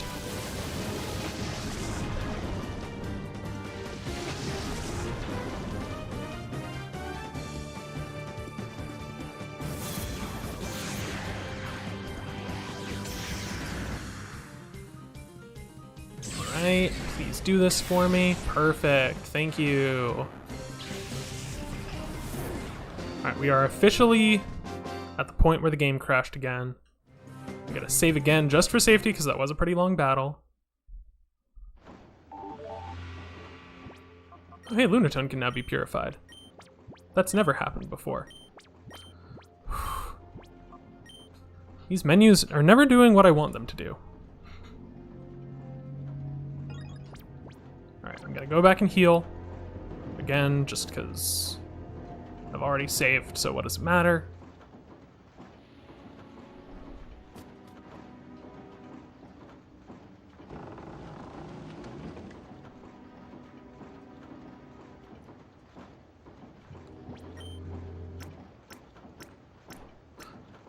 Bum bum ba da da. I was way off on the timing for that.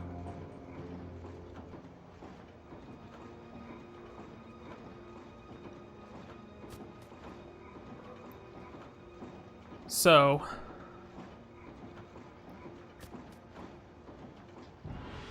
I am going to save after I grab this upcoming item box.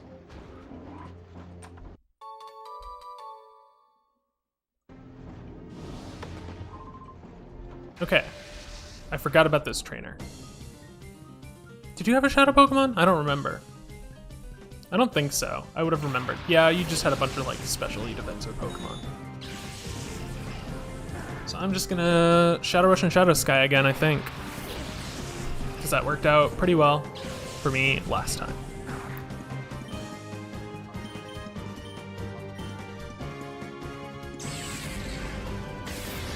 Good bonk on Kecleon.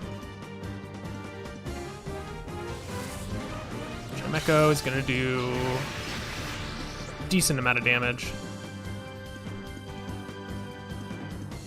Shadow Sky. And Feint Attack on Zangoose. Okay.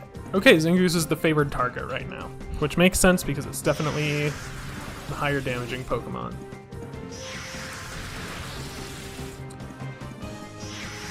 Shadow Wave is definitely not going to be enough to finish off Kecleon, so I will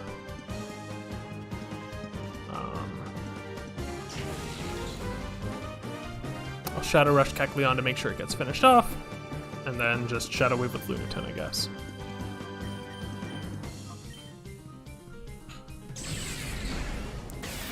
Good bonk.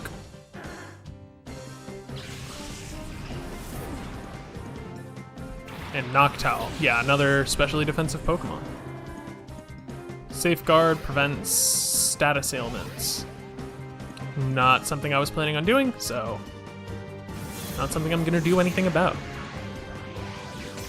Not that I even could, because again, I don't remember if Crush Claw breaks like Light Screen and Reflect and stuff. Memory serves, Noctowl actually had pretty decent attacking power. And Chimecho's not really a threat right now, I don't think. So I'll probably Shadow Rush Noctowl, get the Shadow Sky boost for the damage, and then just Shadow Wave again with Lunatone.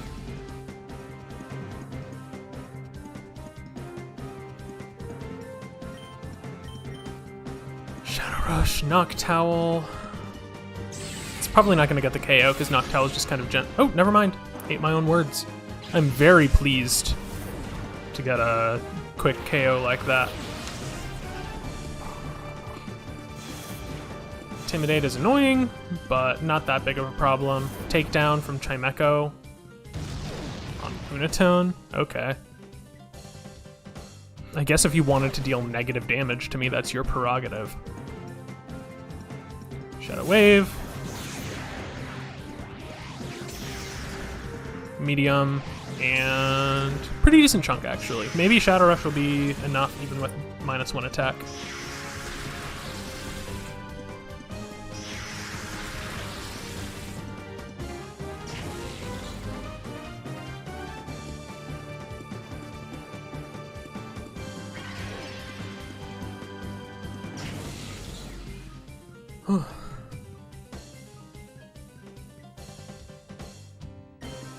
Alright, Shadow Wave, and let's rush Mightyena. Even if this doesn't KO the Mightyena, Shadow Wave will definitely be more than enough. Unless I flinch. Okay, great. Go for Zangoose, that's totally fine. Confusion. Are you gonna go for Lunatone for some reason? Okay, no, you're going for Zangoose. It's okay, I don't need experience, so. So this will definitely get, Mightyena, and then all that's left is Chimecho. So.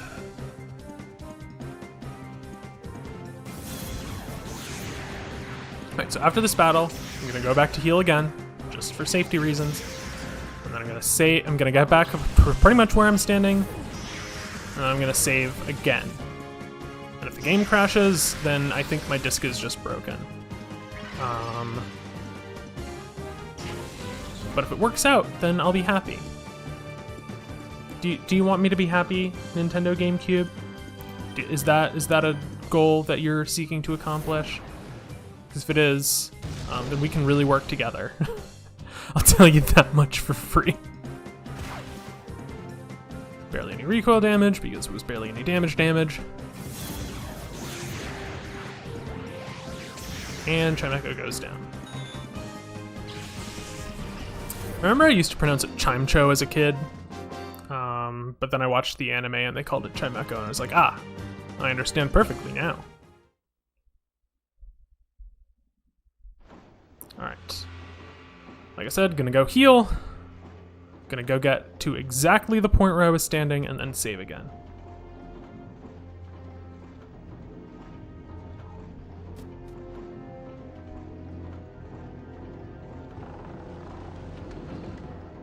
Alright.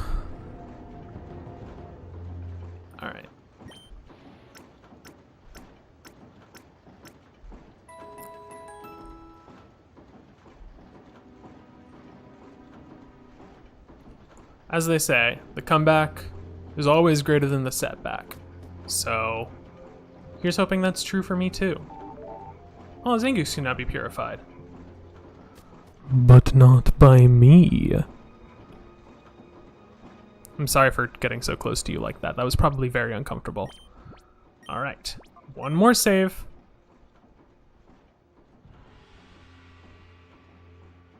Alright.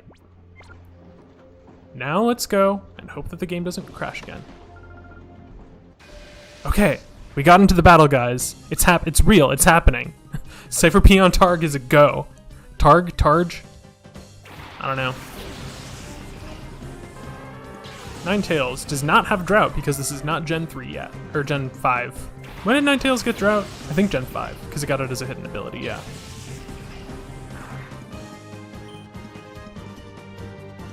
Rock Tomb on Jumpluff, and Shadow Rush on Ninetales. I mostly just want to get Jumpluff's speed down, because it could potentially be a little bit annoying. Giga Drain. Okay. Weird choice, but I respect it.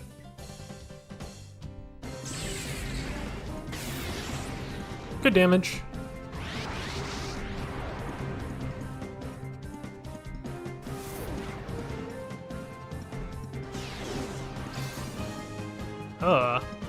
That was not very good damage. So, okay. I think I'd rather KO Ninetales than deal with Jumpluff.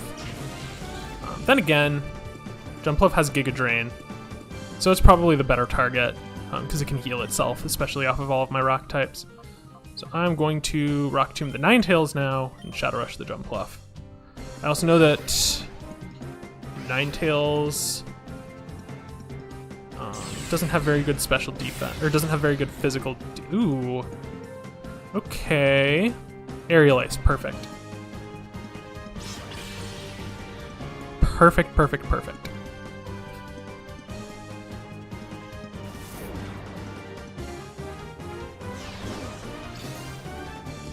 Okay.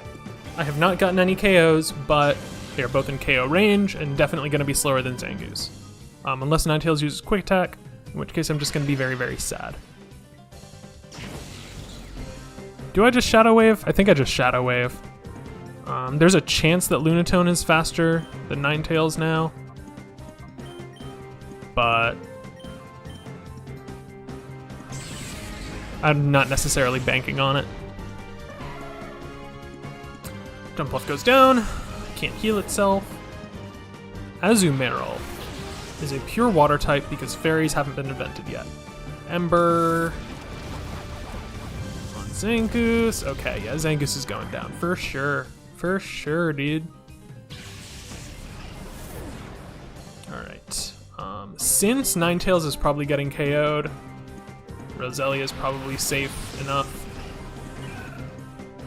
Shadow Wave. I know that Ninetales has pretty good special defense, but it's on low health. Okay, yeah, no need to be worried. And Azumarill probably just gonna Leech Seed. Tangela is a Shadow Pokemon.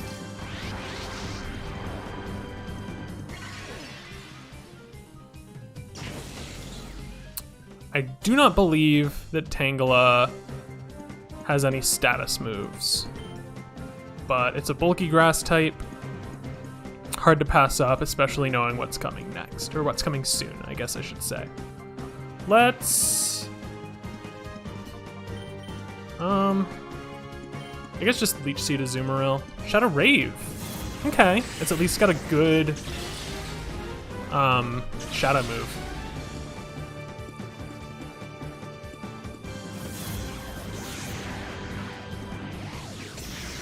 And it's got good physical defense, which is also going to be handy for upcoming fights. Yeah, I think it'll be a pretty suitable replacement for Roselia.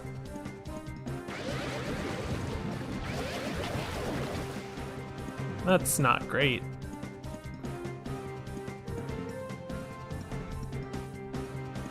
But Leech Seed on Azumarill is going to do great damage and keep Roselia nice and healthy.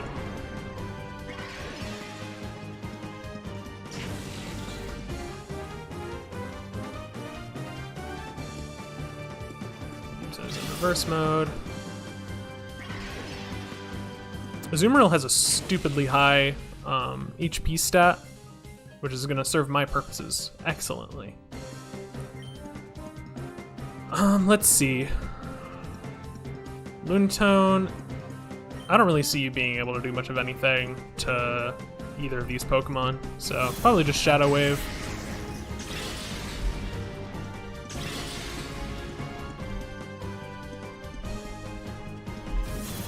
If I can get Azumarill lower, that's pretty much all I can hope for. So I'm not really wanting to send in Nose Pass yet, because Rollout. That could be dicey.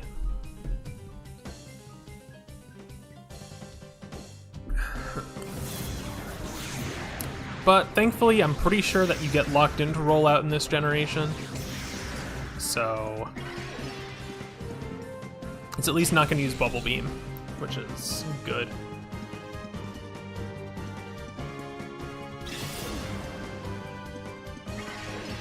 And good healing.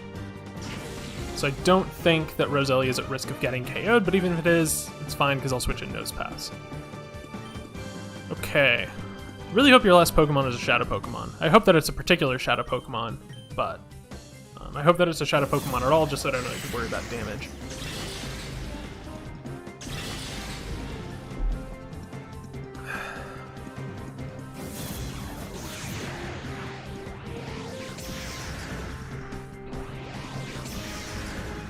Alright. Okay, yeah, Roselia is safe. It might go down to reverse mode. I don't know how much damage it'll deal. Probably not 6 damage. Not very much. And not enough to KO, but you'll go down to Leech Seed for sure.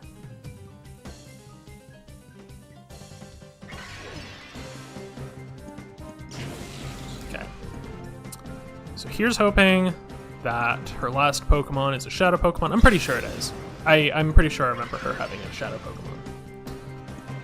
Or a second Shadow Pokemon, I guess.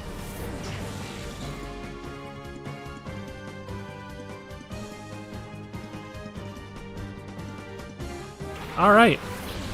Yes, this is the exact Pokemon I was hoping for. A Shadow Butterfree. The reason that I'm really excited about this Pokemon is that it has Sleep Powder, which is a better sleep move, and I believe Butterfree also has Compound Eyes, which means that Sleep Powder is normally 75 base accuracy, so it'll be up to like 82, 83% accuracy, which is where you want to be. I saved right before. I don't want to...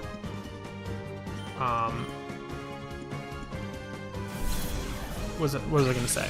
I don't want to save reset every single Shadow Pokemon, so I'm just going to hope that this goes okay. Then again, I might just get double KO'd by Shadow Rave, so it might just be a moot point. Okay, no, Shadow Hold. I cannot switch out, which is fine. I wasn't planning on switching out this turn. So here's just hoping that the Rock Tomb Grass Whistle works the way I'm hoping it will. Okay, great health percent. And Grass Whistle missed.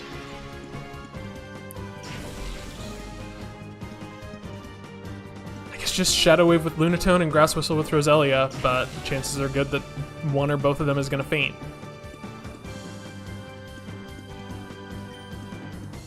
So Shadow Wave and Grass Whistle on Butterfree. Yeah, no, that's going to be the double KO most likely. Okay, didn't KO Lunatone, but does KO Roselia. But Nosepass is the perfect swap in because it has Thunder Wave.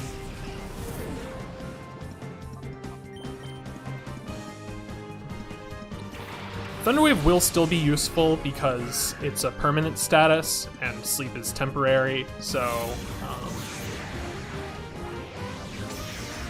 Plus if I run into any grass types, they can't be powdered, I don't think. I think they're still immune to powder moves in Gen 3. Not 100% on that, but... So I will Thunder Wave the Butterfree. And I think Rock Tomb the Tangela, but there's a good chance that I don't get to move on account of Shadow Rave dealing damage. So Rock Tomb and Thunder Wave on Butterfree, and then I will Ultra Ball. Okay, yeah. Lunatone's definitely going down. Sad, but expected. There's barely anything to loot, or Nosepass. Let's send in Togepi. Togepi's at least not gonna really be in danger of getting KO'd. It's got decent enough defensive stats. Shadow Rush. Right, Nosepass's most important thing would be making sure that both of these get paralyzed. That's one down. So Ultra Ball Butterfree and Paralyze Tangela. And that'll be my next turn.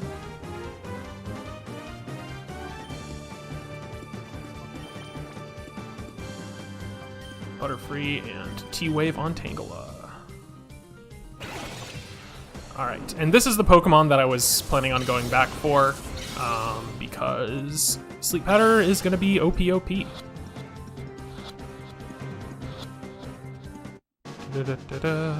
Alright.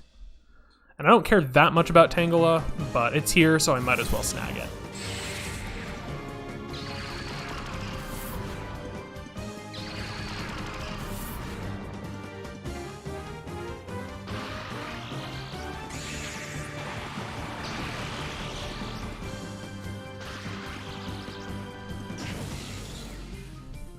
Tangela will be good. It'll be a good tank just to have in the party, even if it doesn't have like particularly helpful moves or ability. Just by virtue of its typing, it'll be able to take a hit.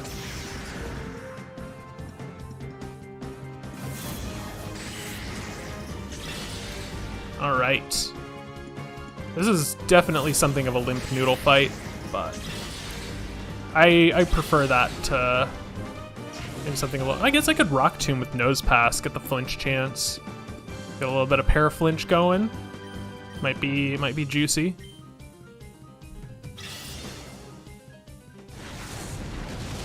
Alright, that was better damage than Shadow Wave at least.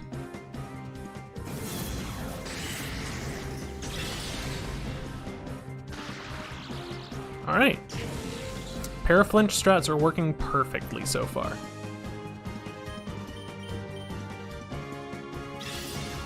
Alright, after this turn, probably good to go ahead and just chuck Pokeballs.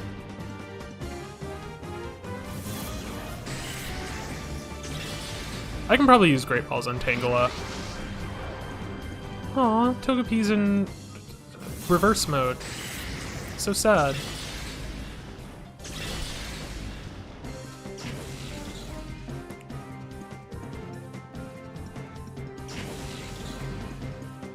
So I will Great Ball with Togepi and Call Nosepass.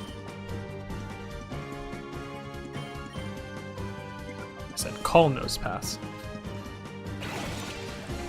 This should catch, but if it doesn't, that's fine.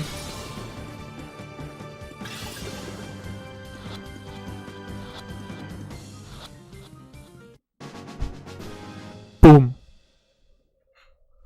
Alright. So with all of these great new Shadow Pokemon in tow, it is time to run over to Fennec City and swap some of these bad boys out.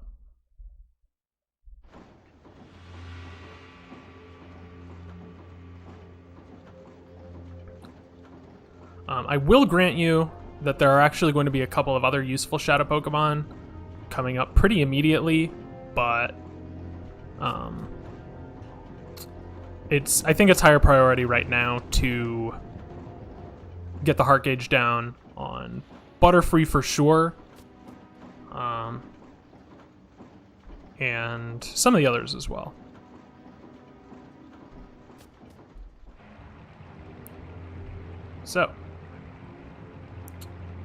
So Butterfree I can swap out for,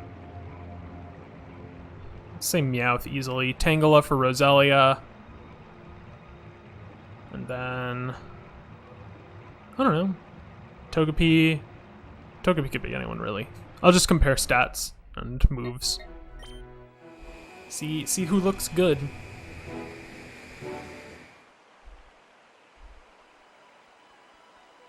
Actually, since I know what's coming up, it seems like Pidgeotto is going to be probably my best bet. Just for a ground type immunity, which is going to be helpful for reasons. So Paris, Growlithe, Shellder, none of those are really what I want. I want these. Ooh, Miracle Seed. Butterfree in for Meowth.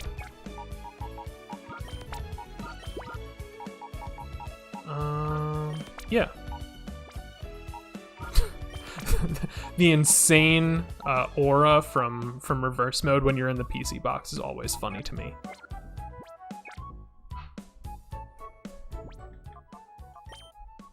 So, Butterfree. So yes, you do have Compound Eyes. Great. Love that.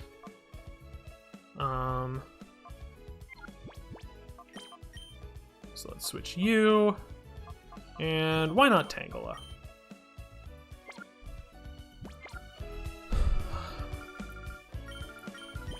I would consider switching out Lunatone, but having Shadow Sky in my back pocket can never really be a bad thing, I don't think. Plus Levitate, again, for our ground immunity, gonna be pretty helpful coming up.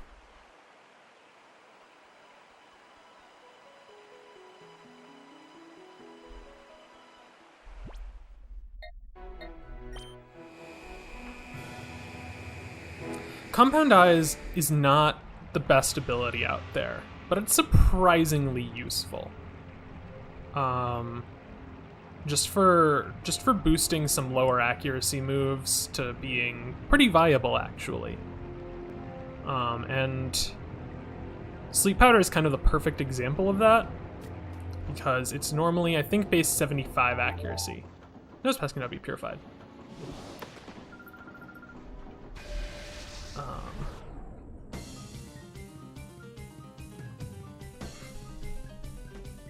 Yeah, it's normally, I think, base 75 accuracy, but with Compound Eyes, it's closer to like 95, I think. I think it's by 30%. So let's see how Butterfree and Tangela do. So Shadow Rush on Dustox. Fake Tears, lowering my special defense, I see.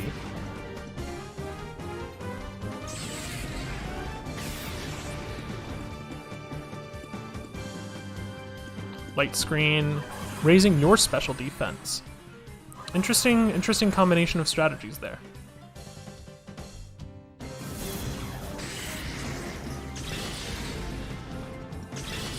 Pretty good through Light Screen, not gonna lie. Hard to be upset about that. I know that Plusle is raring to use an electric type move on Butterfree probably, but it's fine. I don't really care if any of my Pokemon faint, I really only care if they're in battle long enough to get their heart gauge down. So that should take down Dustox, and good damage on Plusle too. Perfect. Xatu, maybe a little troublesome. So let's Shadow Rave and Shadow Rush because it's been working so well. So Plusle should go down this turn, unless it just has weirdly high physical defense or if it KOs Butterfree with the Spark. Okay, no, it decided to go decided to go for the not very effective hit. I'm not mad. Like, I'm glad that I don't get KO'd. Don't get me wrong. It's just like, I'm right there. I'm ripe for the picking, you know? It'd be so easy to just take down my Butterfree. Good enough damage. Tangela's hitting pretty hard through this this light screen. It's maybe gonna be a little bit stronger than I was thinking. Shadow Rush Xatu, Aerial Ace, don't love that on either, but I guess I don't love it on either. Alright, let's go Pidgeotto. Also, Butterfree has the courtesy to have Shadow Rush, whereas Pidgeotto only has Shadow Blitz. Ooh, Tail Glow. Is Tail Glow +2 or +3 in this generation? I'm not sure. Either way, I don't think that Volbeat really has any special moves worth speaking of. So, okay. Gonna focus down the Xatu.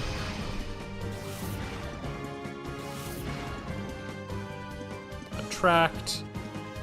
Is that the, yeah, that's Infatuation. That's a little bit frustrating. Shadow Blitz. Should be... Alright, that's a KO, nice. Good work, Pidgeotto.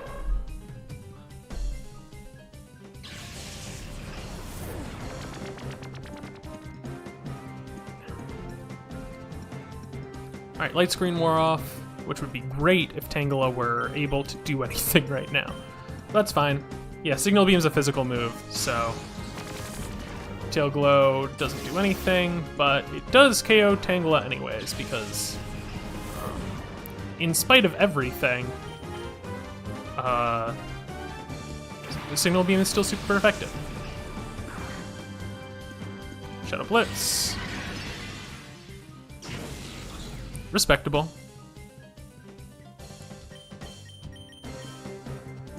And Shadow Rush will be more than enough. I'm surprised that Pidgeotto is slower than Volbeat.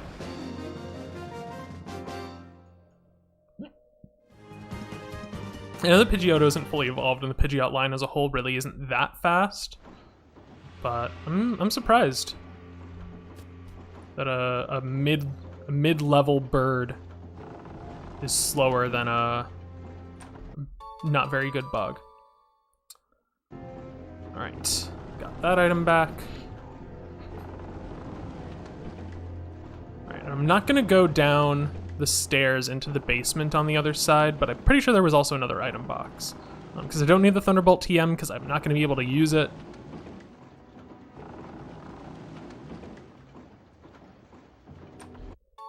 And an elixir.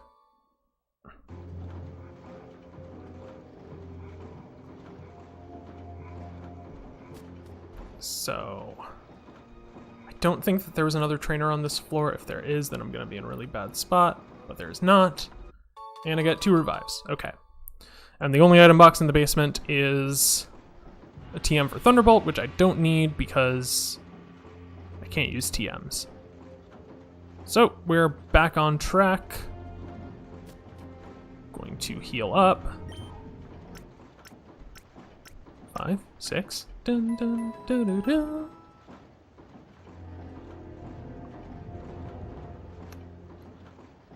So now I'm going to go reclaim these other items. I know that 1 is a rare candy, but 3 Ultra Balls is 3 Ultra Balls.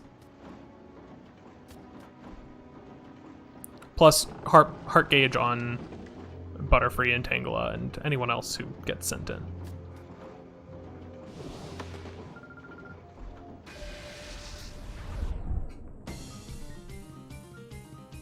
Jelston. Jelston has got to be one of the worst Ore names. Like, it stands out in a sort of sea of very, very unusual names. Shadow Rave and Shadow Rush on Roselia. good enough. And Shadow Rave should be pretty spicy. With no light screen especially. Alright, let's see. Alright. Very good. I'm pleased. Mega Drain, gonna be not very effective regardless. Yeah, 1 damage. Poor Hoppip, you never stood a chance. Shadow Rave, and yeah, I'd rather finish off Roselia because it got that growth up. It's only gonna have grass type moves, but I'd still rather not get hit by a grass type move if I can help it. Masquerain.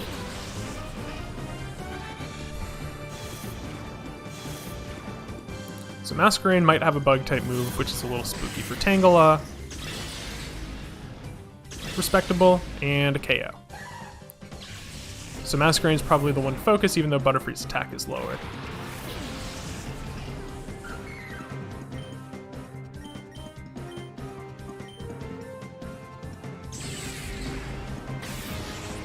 Yeah. Butterfree, again, really just here for the Compound-Eyes Sleep Powder. It's gonna be great.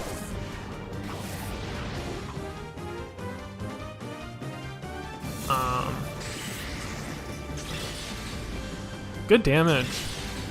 Decent damage. Magical Leaf is not gonna do anything worth writing home about. Alright, so I will probably just Shadow Rush the Masquerain again, should get the KO. And now Masquerain can't do anything, and Blossom is only gonna have grass type moves. So yeah, we're good.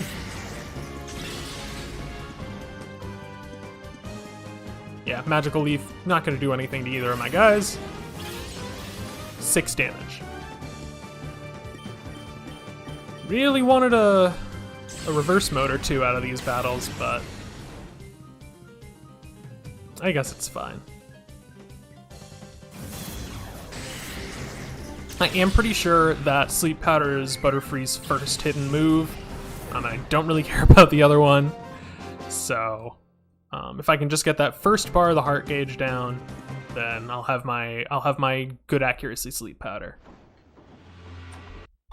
Rare Candy, which is useless, and 3 Ultra Balls, which is 3 Ultra Balls. All right. So I'm gonna push this. How are my Pokemon looking? I'll just use a Super Potion.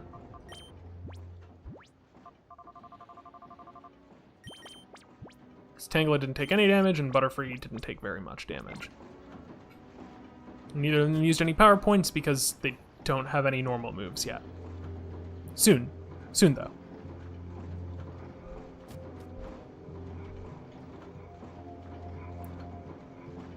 Alright. So, I am going to also save again, just because I am officially moving forward now.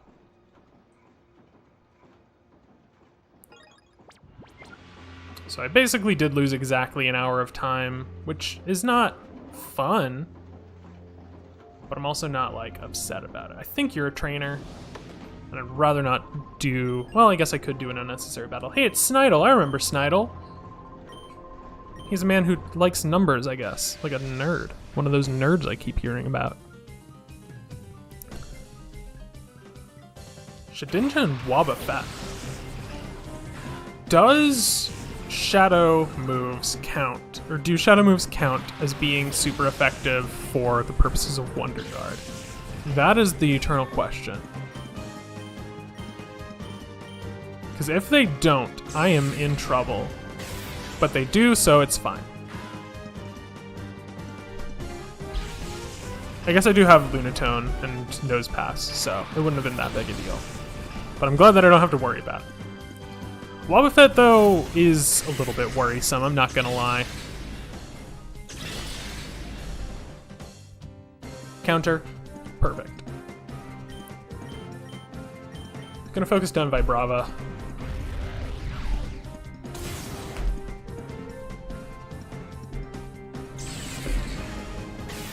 Attacking Wobbuffet directly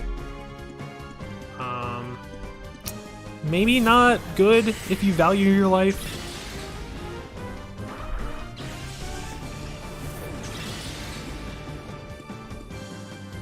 Magneton is a shadow Pokemon. Now it is a source of Shadow Sky.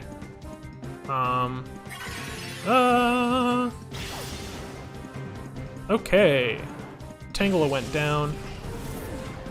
So I think what I would like to do is just focus down Wobbuffet, make sure that I can get the KO this turn.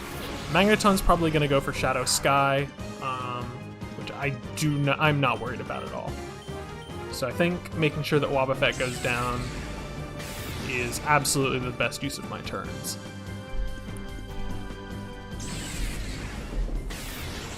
Really, 1 HP. 1 HP. Okay, Shadow Rave. That's tempting, honestly, on a Pokemon with as good special attack as Magneton. Okay, Butterfree lives. Perfect. Shadow Rush. I think I'm gonna throw up another Super Potion onto Butterfree. Shadow Rush. Bonk. Wobbuffet is officially not a problem anymore. And of course, Zangoose goes into reverse mode. I want Butterfree to go into reverse mode. That's fine. I can just Shadow Rush to whittle it down. I really want to get Sleep Powder soon. Also, I was so sure that Magneton had Shadow Sky. Maybe its AI has just like decided that it's not worth it.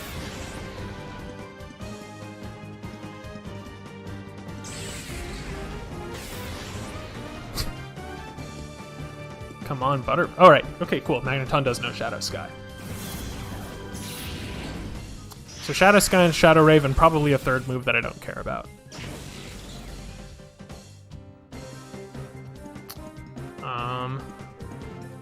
But because ground types are going to be a big problem very soon, and Sturdy doesn't work the way that it does in 5th gen, and it might not even have Sturdy, it might have Magnet Pull, for all of those reasons and more. Not more, literally just those 2 reasons. But for both of those reasons, probably not going to be going back for Magneton.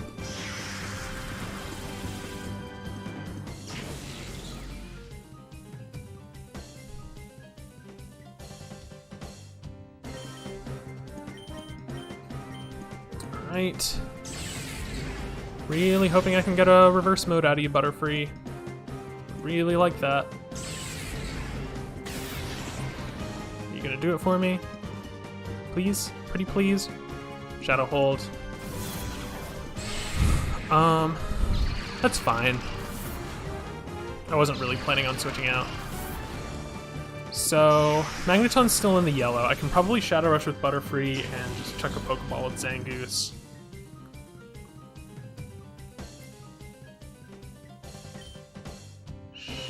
Nope, I'm going to throw a Pokeball on your turn and Shadow Rush.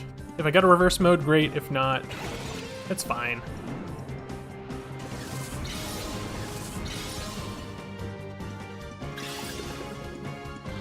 It sure is a good thing I'm not Nuzlocking, because hoo boy, I'm playing this game pretty risky on the whole. Magneton was caught. It's going to be sent to the PC. Like I said, good source of Shadow Sky. Shadow Rave with really good special attack.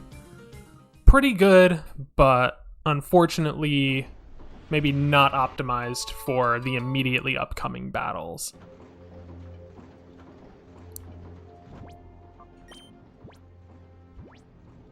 What do I have in terms of revives? I have 3 revives and 1 max revive. I'm not going to waste those right now. I'm really going to want them for the upcoming boss.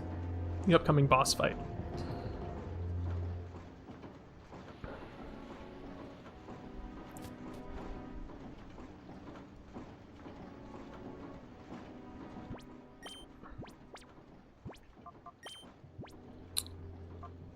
Okay, Pidgeotto's at full health, but I have enough Pokemon that are currently fainted that I would really like to I'd really like to heal.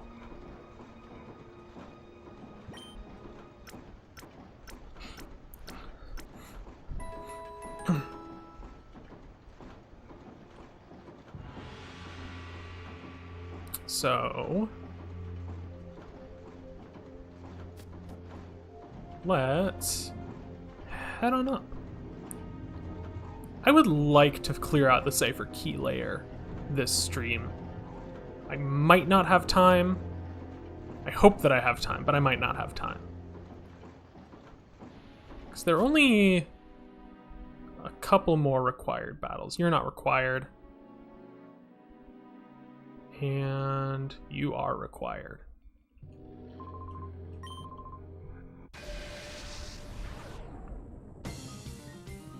Cipher P on Angic. Angic? Golduck and Hitmontop. Hitmontop's gonna have Intimidate, which isn't a problem for Tangela, and it's only a little bit of a problem for Butterfree.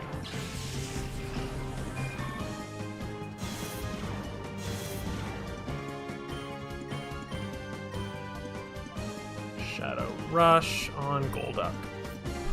Psych Up copies stat changes, so you literally just lowered your attack, dude. Weird choice, but not my problem, I guess. Hitmontop, if it has fighting type moves, that's not really a problem for Butterfree. Critical hit. Still not very much damage, mind you, but good job, Butterfree. Good sauce. I guess I'll just hit him on top. Yeah, Scratch with minus attack because you psyched up a minus attack Tangela. Triple Kick, not going to be dangerous for Butterfree, and not too bad for Tangela, especially with the critical hit in the middle. Good. Nice. Respectable. Hariyama. Of course Tangela goes into reverse mode. Okay. I think I'm just going to keep Shadow Raving with Tangela. Like I said, I don't remember it having any particularly interesting moves. Plus Shadow Rave is just going to be really good damage regardless. Oh, come on, crit on the third, really? Ah, that's just rude. Alright, let's see Pidgeotto. Let's see how you do.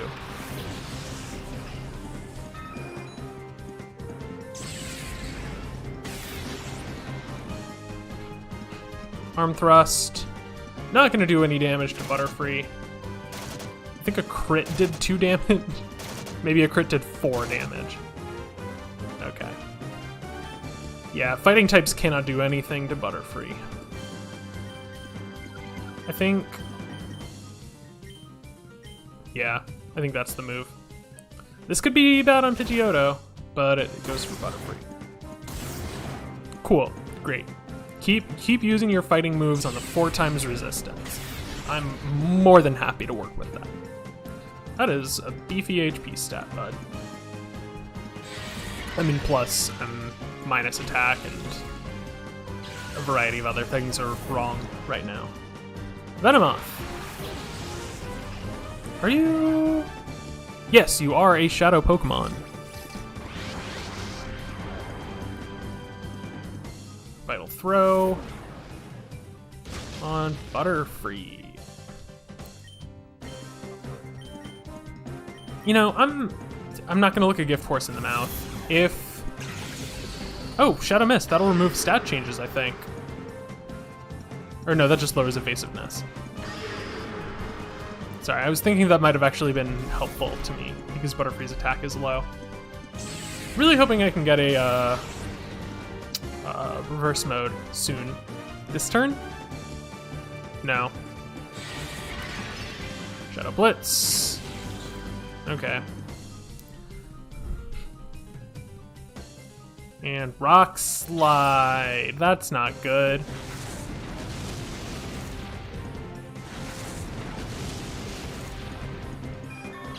Poor Butterfree.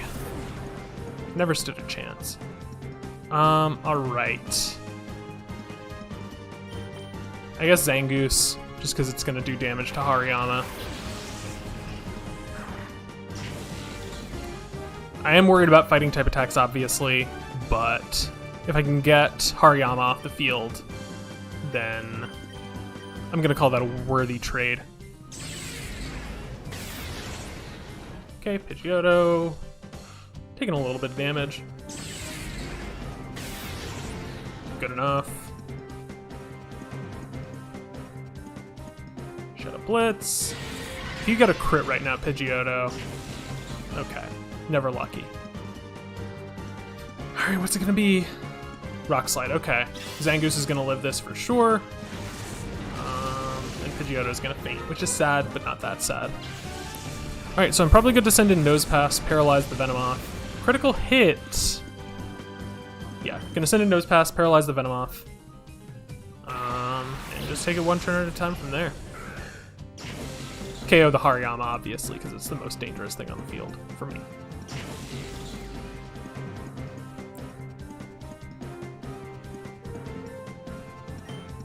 So let's T-Wave the Venomoth and Shadow Rush the Hariyama.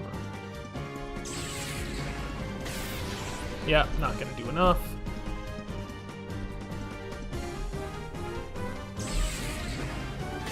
And with this Thunder Wave, that means Zangoose is gonna be out speeding, which means that I can use a Crush Claw and not have to worry about getting KO'd.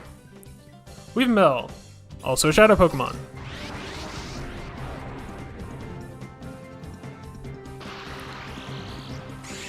T-Wave hits.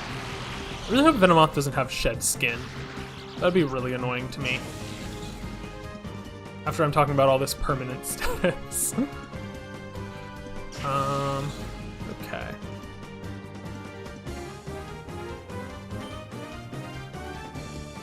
Probably just Thunder Wave Weepinbell too, and Crush Claw on Venomoth. Good bonk. Shadow Rave, that's gonna do damage. Probably a KO on... Oh, no, not a KO on Zangoose. Perfect.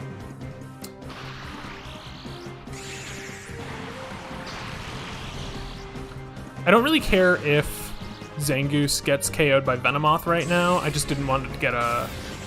I didn't want it to get a free hit on Lunatone, mostly.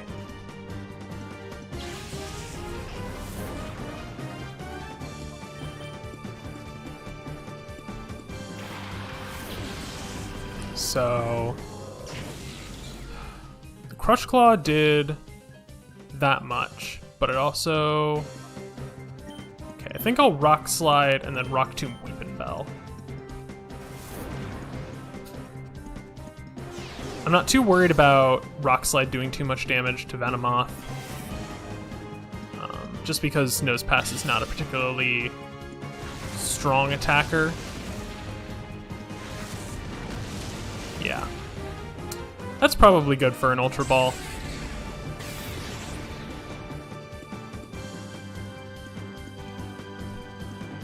Weepinbell flinched, perfect. So I think I will Rock Slide with Nose Pass again, and Ultra Ball using Lunatone's turn. Onto Venomoth. Because I'd call that pretty good damage range for a catch, wouldn't you say?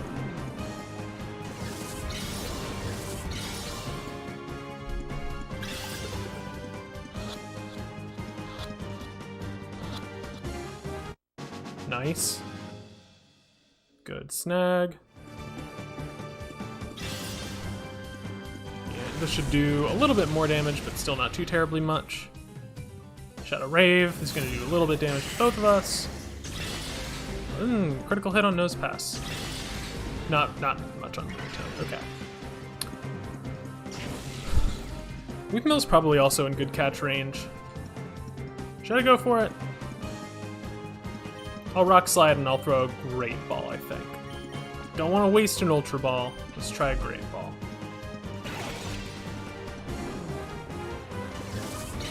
Once it's in the yellow, I'll throw an Ultra Ball, provided this doesn't work. Alright, it worked. Perfect. Everything according to plan. Plan means Keikaku.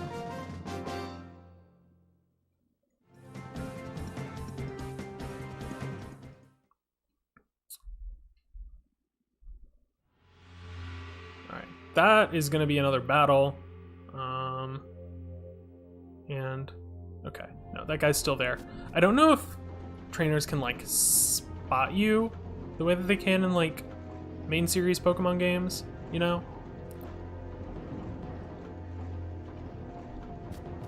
So I'd rather not risk anything.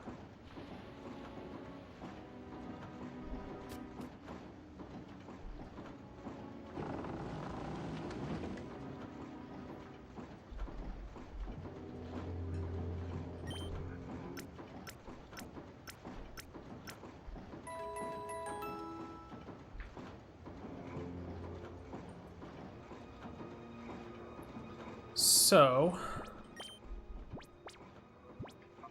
what are my Pokemon looking like?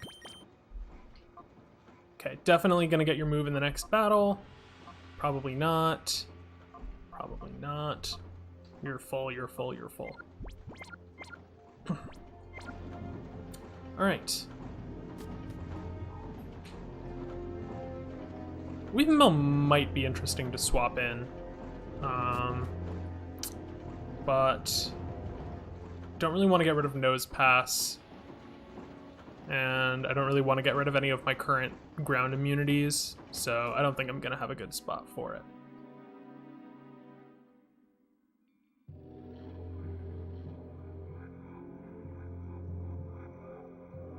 Let's see what this item is. TM26 is Earthquake? Question mark?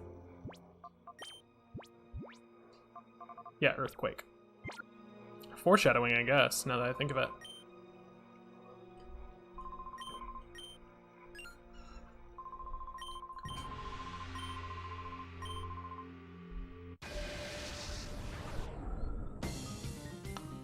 Acrod. Weird names, all around. Grumpig and Seadra. Interesting combination. Tangela and Butterfree. Should both get their moves. Sunny Day, and Sleep Powder, yes. Not gonna use it yet, but it's gonna be great, trust me. Twister, I think, just has a chance of paralysis. I say just paralysis. Ooh, it's a two-hitter. It hits both. Psywave, you missed. Okay.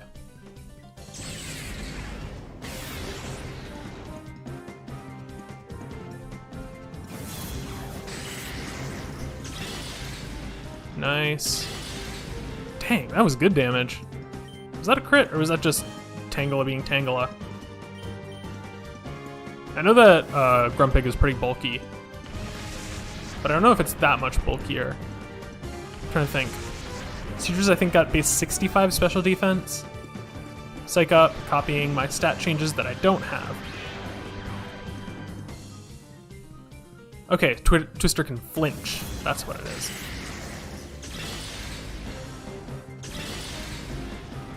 Okay, it wasn't a crit. Seadra just does not have very good special bulk.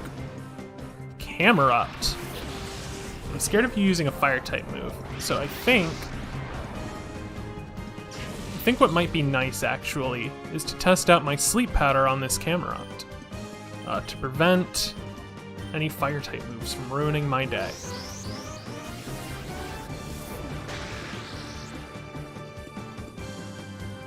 Sleep Powder.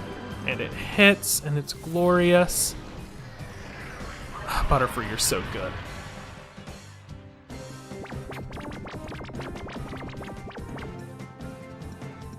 Shadow Rave. Not gonna KO Grumpig. Decent damage on Camerupt. Okay, so since Camerupt is asleep,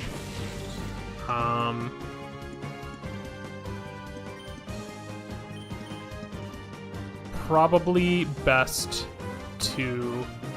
I'm a little bit worried about Shadow Rave being able to finish off Grumpig, so I think I'm going to throw up a quick, cheeky little Shadow Rush from Butterfree, since I know that Okay, that's good, and Shadow Rave is just gonna do some chip damage on whatever comes out next. Sea King. Pretty good. Or a pretty good thing to use Shadow Rave on, I guess, is the full version of that sentence. Good dang, Tangela is beasting. Do I just sleep powder Sea King? I could go like full degen and just sleep powder everything. This isn't Smogon. I'm not beholden to any sorts of formalized rule set.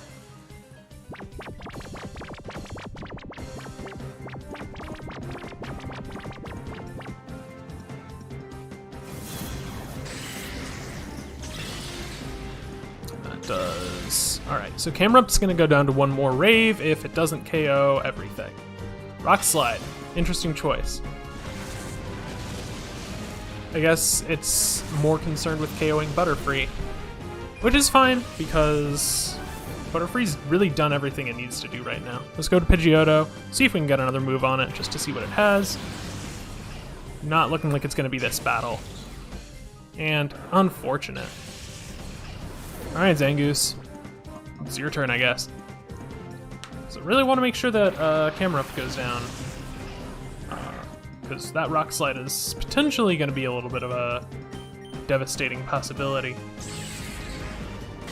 But good bonks are good bonks.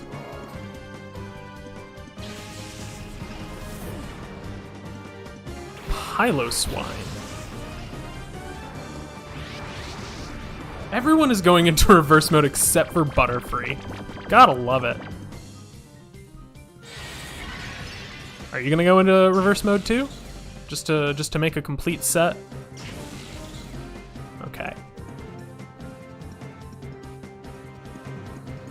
Piloswine is gonna be able to do a variety of stuff that I don't really like, but it's probably gonna go for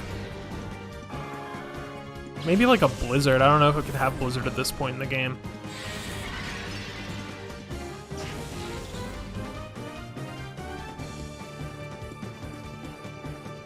Icy Wind.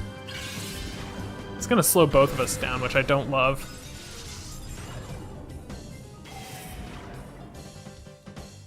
Oh, okay. Pidgeotto avoids it. I can live with that. I can live with Zangoose being a little bit slower.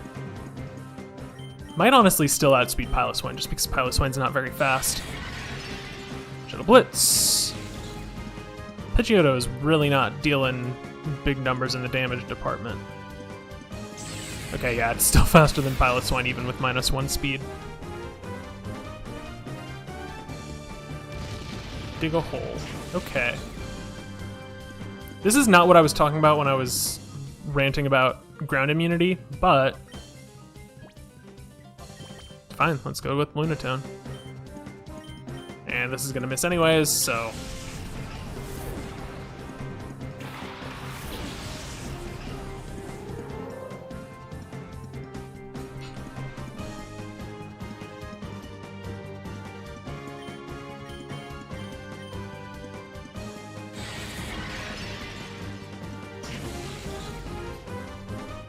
alright, Piloswine's going down. Okay, yeah, Lunatone's faster. If the Shadow Wave doesn't KO, then I'll be pretty surprised. Got a crit, probably unnecessary, but I'm happy enough with it. I don't want to waste healing items, but I know there's a battle coming up, so I'm just gonna run back. I'm just gonna run back, and you're just gonna be happy about it, because it's my stream. And you're not watching anyways, I can tell, because nobody's watching.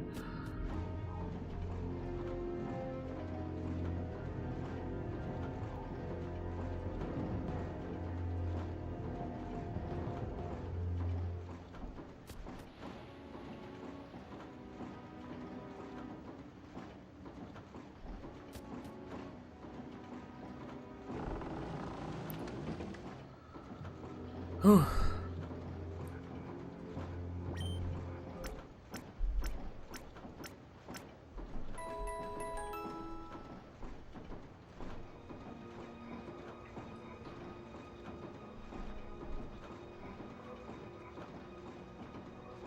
right. Heading on back up.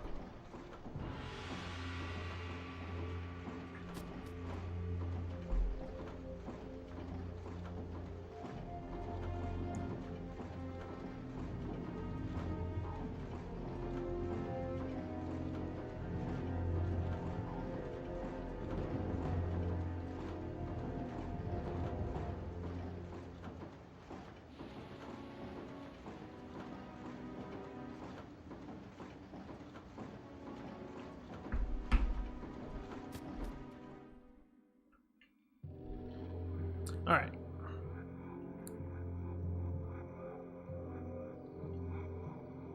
We are on pretty good pace.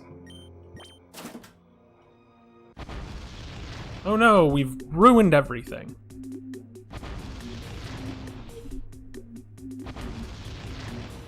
It sure is a good thing that the whole factory didn't just like completely self-destruct. It was just this one particular machine. Because if we just blew up the whole thing while we were standing on it, then we would not be in a good situation. Oh hey, it's Smartin. Didn't we beat you up earlier? Have you gotten stronger in the last few minutes? I guess it's been a couple hours. That's enough time to do some level grinding. Lord knows I would have done level grinding if it were possible for me. Huntail and Cacturn. This is a perfect example of when Sleep Powder would not be optimal because Cacturn's a grass type and Sleep Powder wouldn't work. It's not a shadow Pokemon, but it is a perfect example of a time in which Sleep Powder being my main source of status would be not a good thing. Pin Missile. That could be bad on Tangela. Fortunately, it's pretty physically defensive. Okay, it goes for Butterfree anyways.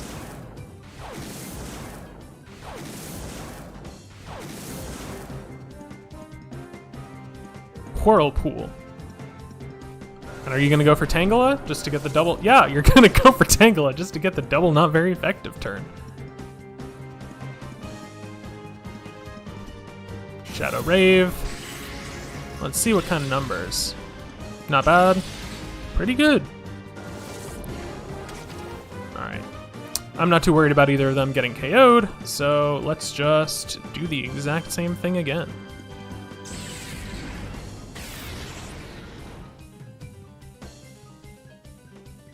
Ingrain. That's not going to do you any good because you're about to get killed by my beautiful, beautiful Tangela. So you're going to get knocked out. You're not going to get murder-deathed. Alright, down goes Cacturn. Weezing. Weezing, very physically defensive, not very specially defensive, which means that this is going to be Tangela's time to shine. And just Shadow Rush on Huntail. That didn't do very much either. Maybe Butterfree just doesn't have very good attacking stats. I note kind of a strange notion to suggest, but I think that might be the case. Bite, hopefully on Butterfree, just so there's no flinch chance. Okay, just as long as you don't flinch. Okay, I guess I'm the fool. Do I sleep the Weezing? That feels like it's probably a waste compared to just doing damage.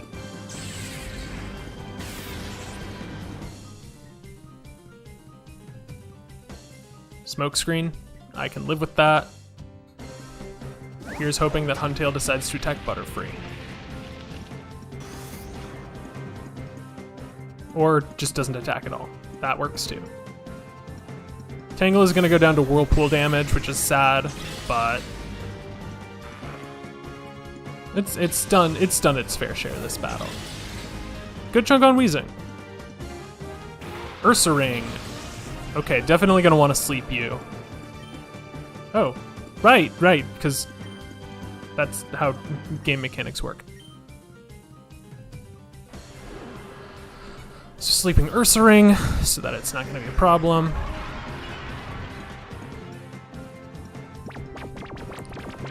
Unless it has Snore. Don't love that idea. Alright, Haze, no stat changes. Berserk is fast asleep, don't use Snore. Shadow Rave. Alright, so as long as you don't go into reverse mode, we're in a pretty good spot. I guess I'll just sleep powder wheezing, honestly. This whole double sleep thing is actually paying pretty big dividends. I'm very pleased with how this strategy is working in my favor. Double sleep, don't have Snore, that's all I ask. Good damage, good damage. Alright.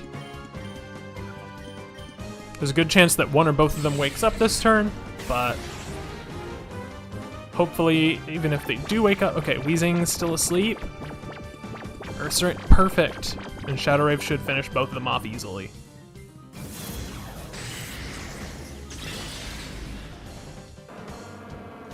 Alright. So it's only one more Pokemon on Smarten. And then we're in Arbok. Okay. I believe, if I'm not mistaken, yes, this is a Shadow Pokemon. Now, okay, I guess you have Shed Skin, which kind of puts Sleep Hacks in a little bit of trouble. Okay. Tangela goes down, you have served your country, brave soldier. And I will gladly heal you up for the next battle. Alright, Zangoose, you'll get some good chip damage. Sleep Powder will Sleep Powder. And if Arbok has Shed Skin, it's not the end of the world. I can always keep re-upping sleep. It's very consistent.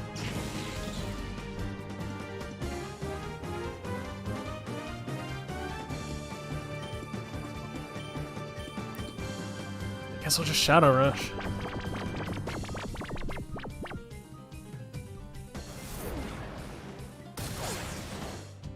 Good damage.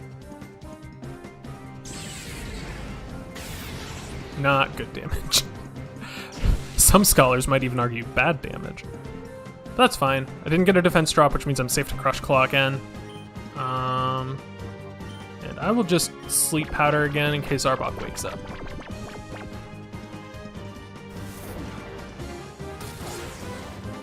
Okay, if Arbok doesn't wake up from Shed Skin, then it's perfect to catch. But if it does wake up to Shed Skin, it's still probably gonna catch.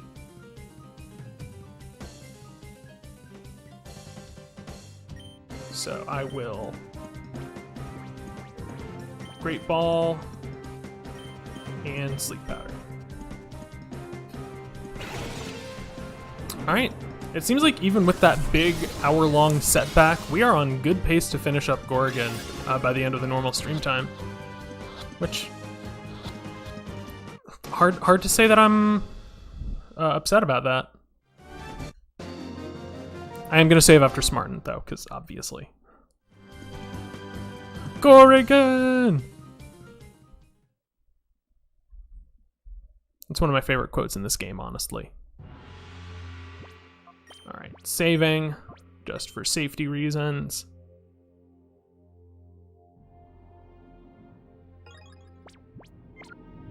Alright, now I'm going to go heal up, and then we will beat the big boss. It'll be a grand old, good old time for everyone, I hope. Except you. Just kidding, you're fine. Now, I could be mistaken. I'm gonna double check abilities right now. But it's possible, now that I'm thinking about it, that both of Gorgon's Pokemon are immune to sleep because of their abilities. So I'm just gonna... just real quick, see, Vital Spirit is your only ability in Gen 3.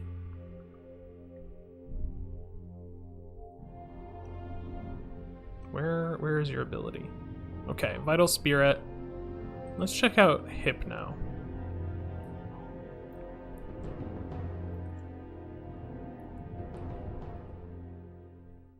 Where is Drowsy and Hypno?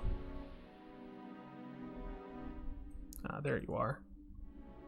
Okay, yes, both of them are immune to sleep. So, putting all this effort into Butterfree, I'm not going to say that it was worthless.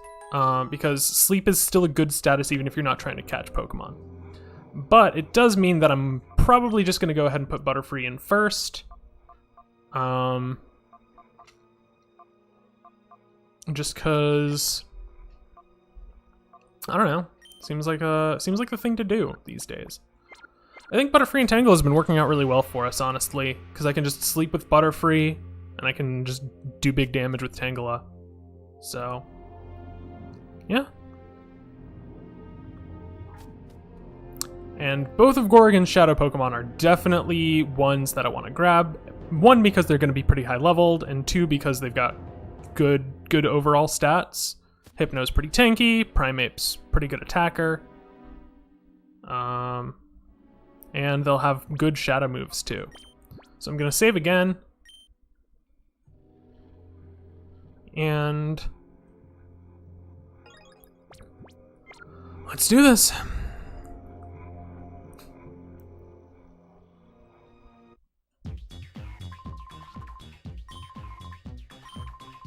Gorgon is a lot like Mugshot from Sly Cooper, now that I think about it. Just his whole shtick. Alright, Lairon and Celio.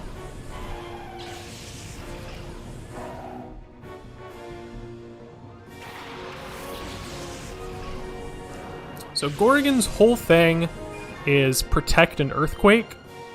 But by virtue of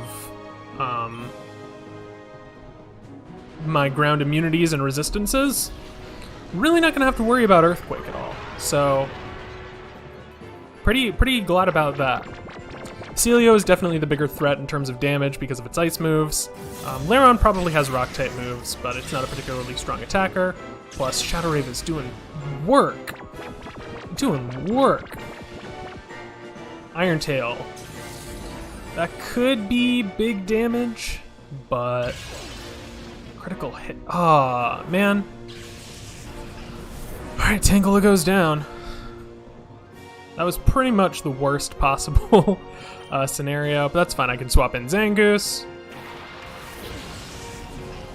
And I can just sleep with Butterfree. So Shadow Rush Celio and... not item. Come on, Kevin. Sleep Powder Lairon. So I can't sleep Gorgon's Shadow Pokemon, but that's fine because for me, in this particular situation, his normal Pokemon are actually much more threatening. So probably good. Celio woke up. Okay. Aurora Beam. I don't love that hitting anyone, really. But okay, it didn't KO. Alright, I guess just focus down Celio, because I don't think Zangoose is going to be able to do it by himself. So yeah, let's just Shadow Rush and Shadow Rush.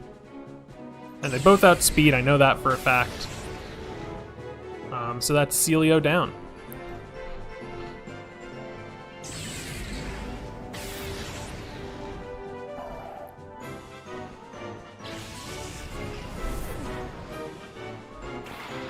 Slowking. Fortunately, another very slow Pokemon, as its name implies. And I believe your ability is Oblivious, which means that Sleep Powder should work fine on you. Critical hit, very good. I'm out of water.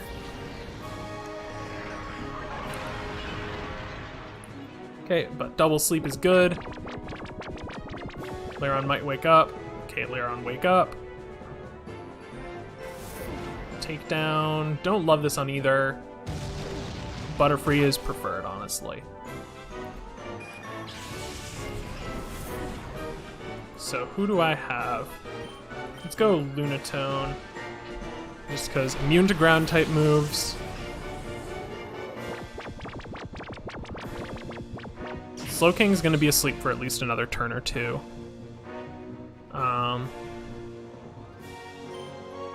So it might be good to maybe focus Layer a bit. I could Shadow Sky. I think that might be a good use of my time. Because his Shadow Pokemon are still going to be a couple more turns till they can come out. So boosting up my own moves is going to be pretty helpful, I think. Iron Tail misses. Good. That's the perfect situation.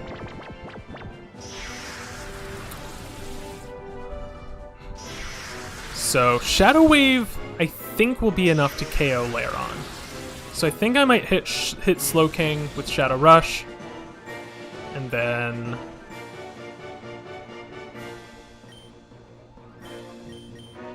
just Shadow Wave. I think it'll be enough. It might not, just because a variety of reasons, but I think we might be in a pretty okay spot still.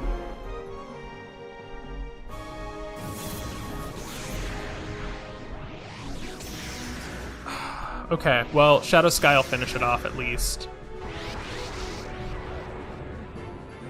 Iron Tail misses. Okay, Iron Tail hits.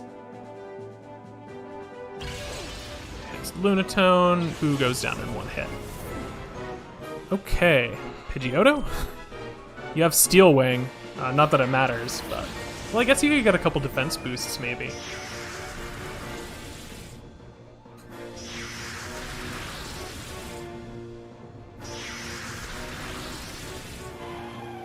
Okay, and that's going to be one Shadow Pokemon coming out this turn.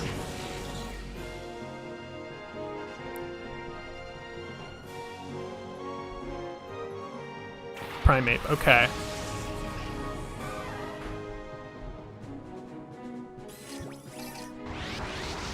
I would rather, as always, have two Shadow Pokemon on the field, just because they're all going to be doing reduced damage to my guys. So let's focus down Ursaring.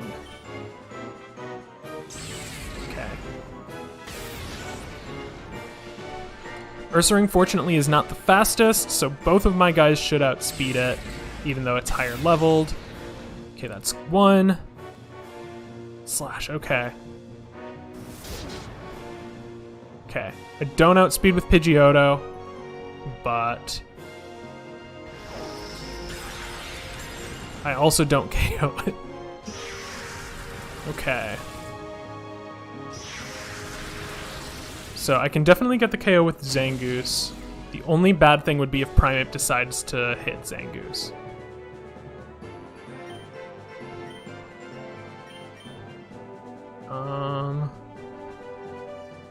Maybe Shadow Panic, is that anything?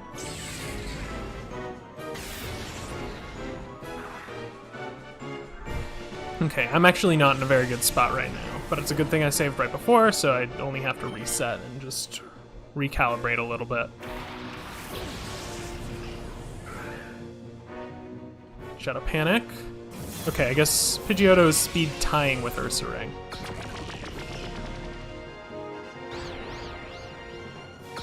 Okay, if you hurt yourself in your confusion, we can definitely salvage this.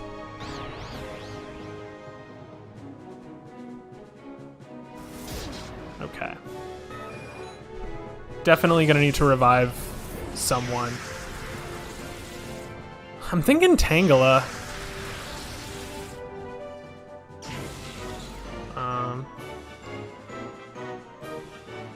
Maybe. No, I don't think that you can. Yeah, I'm gonna max revive Tangela, I think.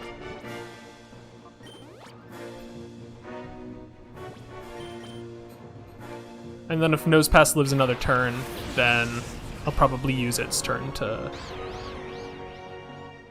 Shadow Storm. Okay, that's a special attack. Primeape's a physical attacker. This should be pretty safe.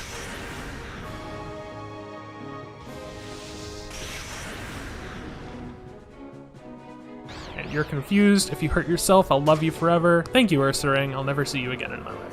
Okay, this is definitely a much better spot than we were moments ago.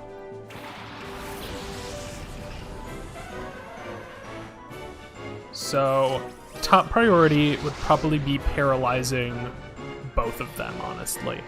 Shadow Sky is over, which means that they're going to be doing reduced damage.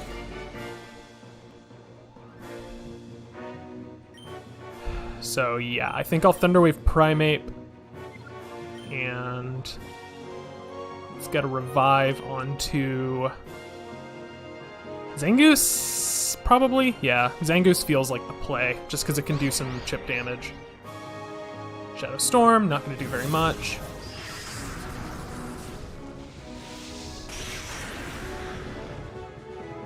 Yeah, I can live with that. Shadow Down, I think, is a very strong physical shadow move, or it might just be a stat dropping move. Yeah, it's a stat dropping move. Harsh defense drop on both, okay. I don't love that, but I can work with that. Thunder Wave. Alright, yeah, I think I'm just going to spend a couple turns healing up my background Pokemon. Well, I'm going to paralyze Hypno. And I'm just going to spend Tangela's turn reviving up some of my background Pokemon to hopefully do some, like, chip damage with. Actually, none of my background Pokemon can really do any damage either. So maybe I'll just Shadow Rave. Or no, I'm going to Super Potion Zangoose. Just because it actually can do pretty good damage with Crush Claw. Okay. If I lose this battle, which I don't think I'm going to, I'm in a pretty safe spot right now. But if I do lose, then what have I learned?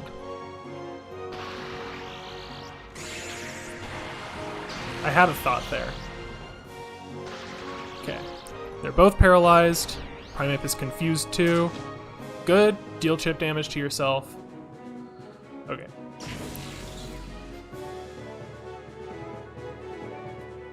So I'm going to call Nosepass just so it doesn't do chip damage to itself. Shadow Rave. Probably not going to do too terribly much, but it's at least damage. It's barely damage. Primate snapped out of confusion, used Shadow Rush. Not great, but we're good. I think probably the biggest thing is to stock up on more healing items.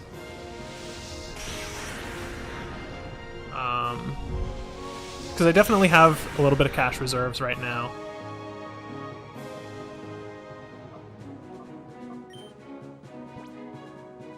I think I'm gonna Hyper Potion Tangela just because Nosepass is kind of at the end of its usefulness. And Shadow Rave.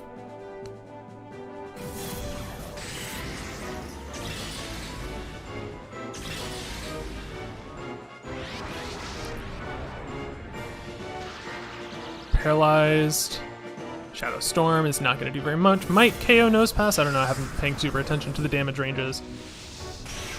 Okay, no, Nosepass is still alive. Do I revive someone else? Pidgeotto has Steel Wing at least. That's something. I don't know. I think I probably just Rock Slide for Paraflinching. And keep up the Shadow Rave with Tangela.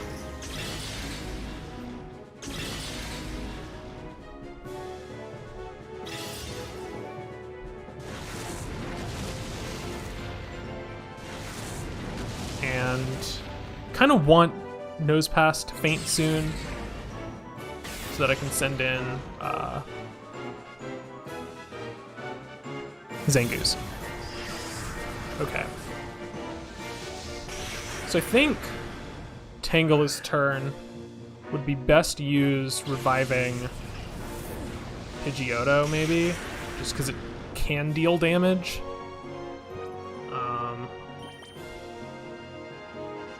and I just want to have someone in the back.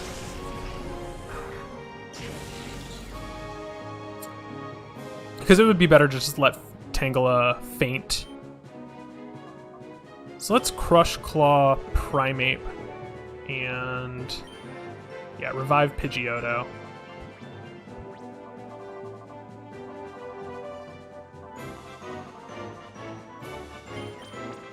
Alright, I only have 2 revives left, so I'm really gonna need to catch someone soon. Alright, perfect. That should be an Ultra Ball.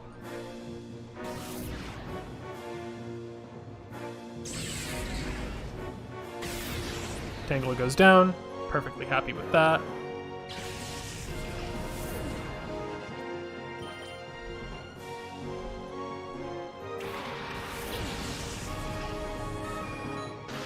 Hypno's fully paralyzed. Perfect.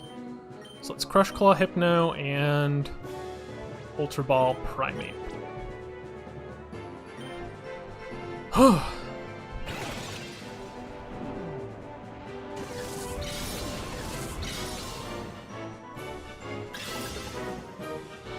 One, two, three. Yes, okay. So now only Hypno is on the field.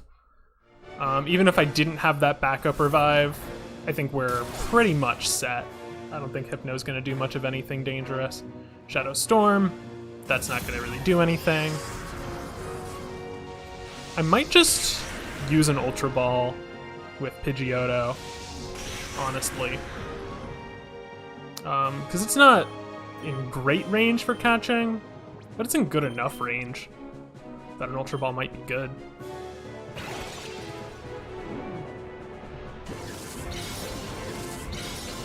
So definitely, moving forward, I'm going to want to stock up on healing items for sure. Alright! Very good Gorgon fight. It was a little touch and go for a minute, but we pulled together pretty strong. I'm proud of my team right now. I'm like a big Papa Bear.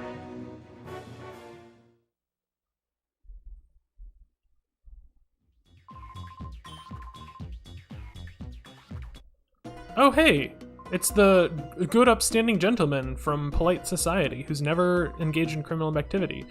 He's the leader of Cypher? Greevil? Who could have seen such a plot twist coming? Anyways, yeah, he's the bad guy. Duh. So, yeah, even with the annoying setback, we still cleared the Cypher key layer. Pretty good time. Now, this is important. First of all, I'm gonna save just because not risking that again.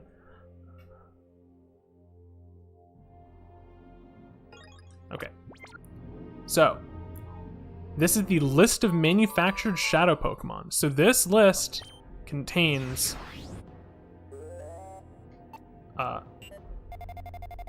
you can see all the ones that we've caught already. But what's really important is you can see all of the shadow Pokemon that are still left in the game for us to catch. There's a lot.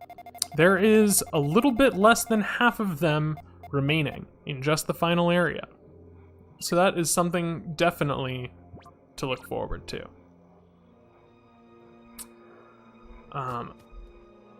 This has been the stream that it's been.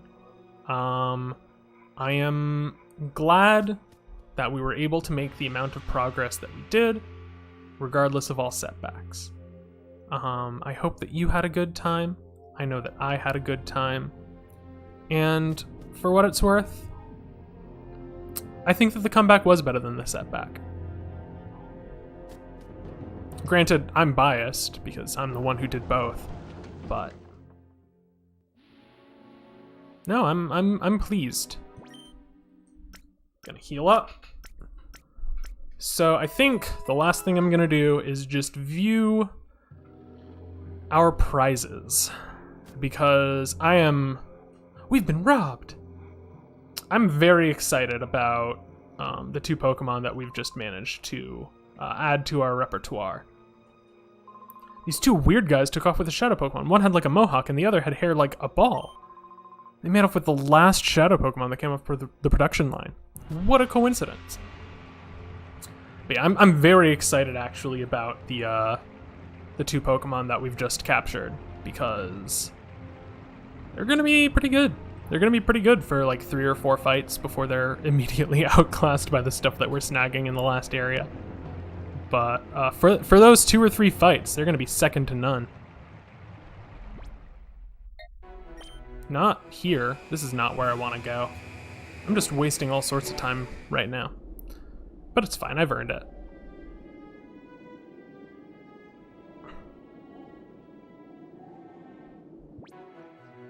Let's go to Fenax City this time.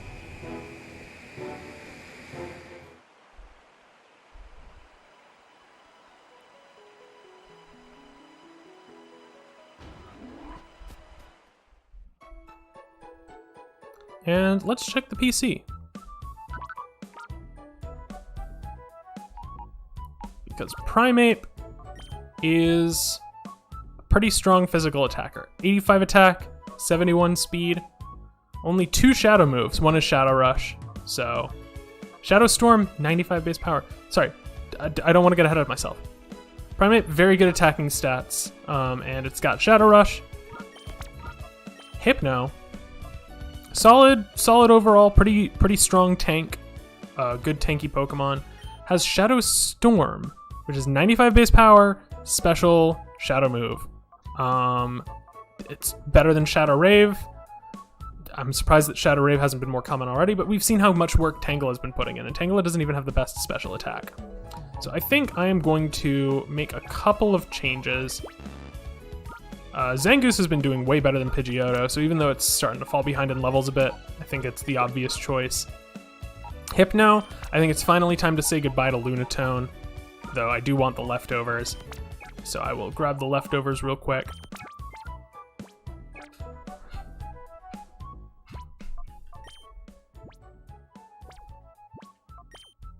I am choosing all of the wrong menus.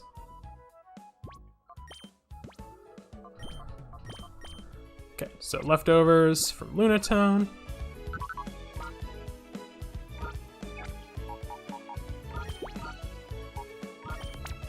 And let's grab Magneton over Nosepass.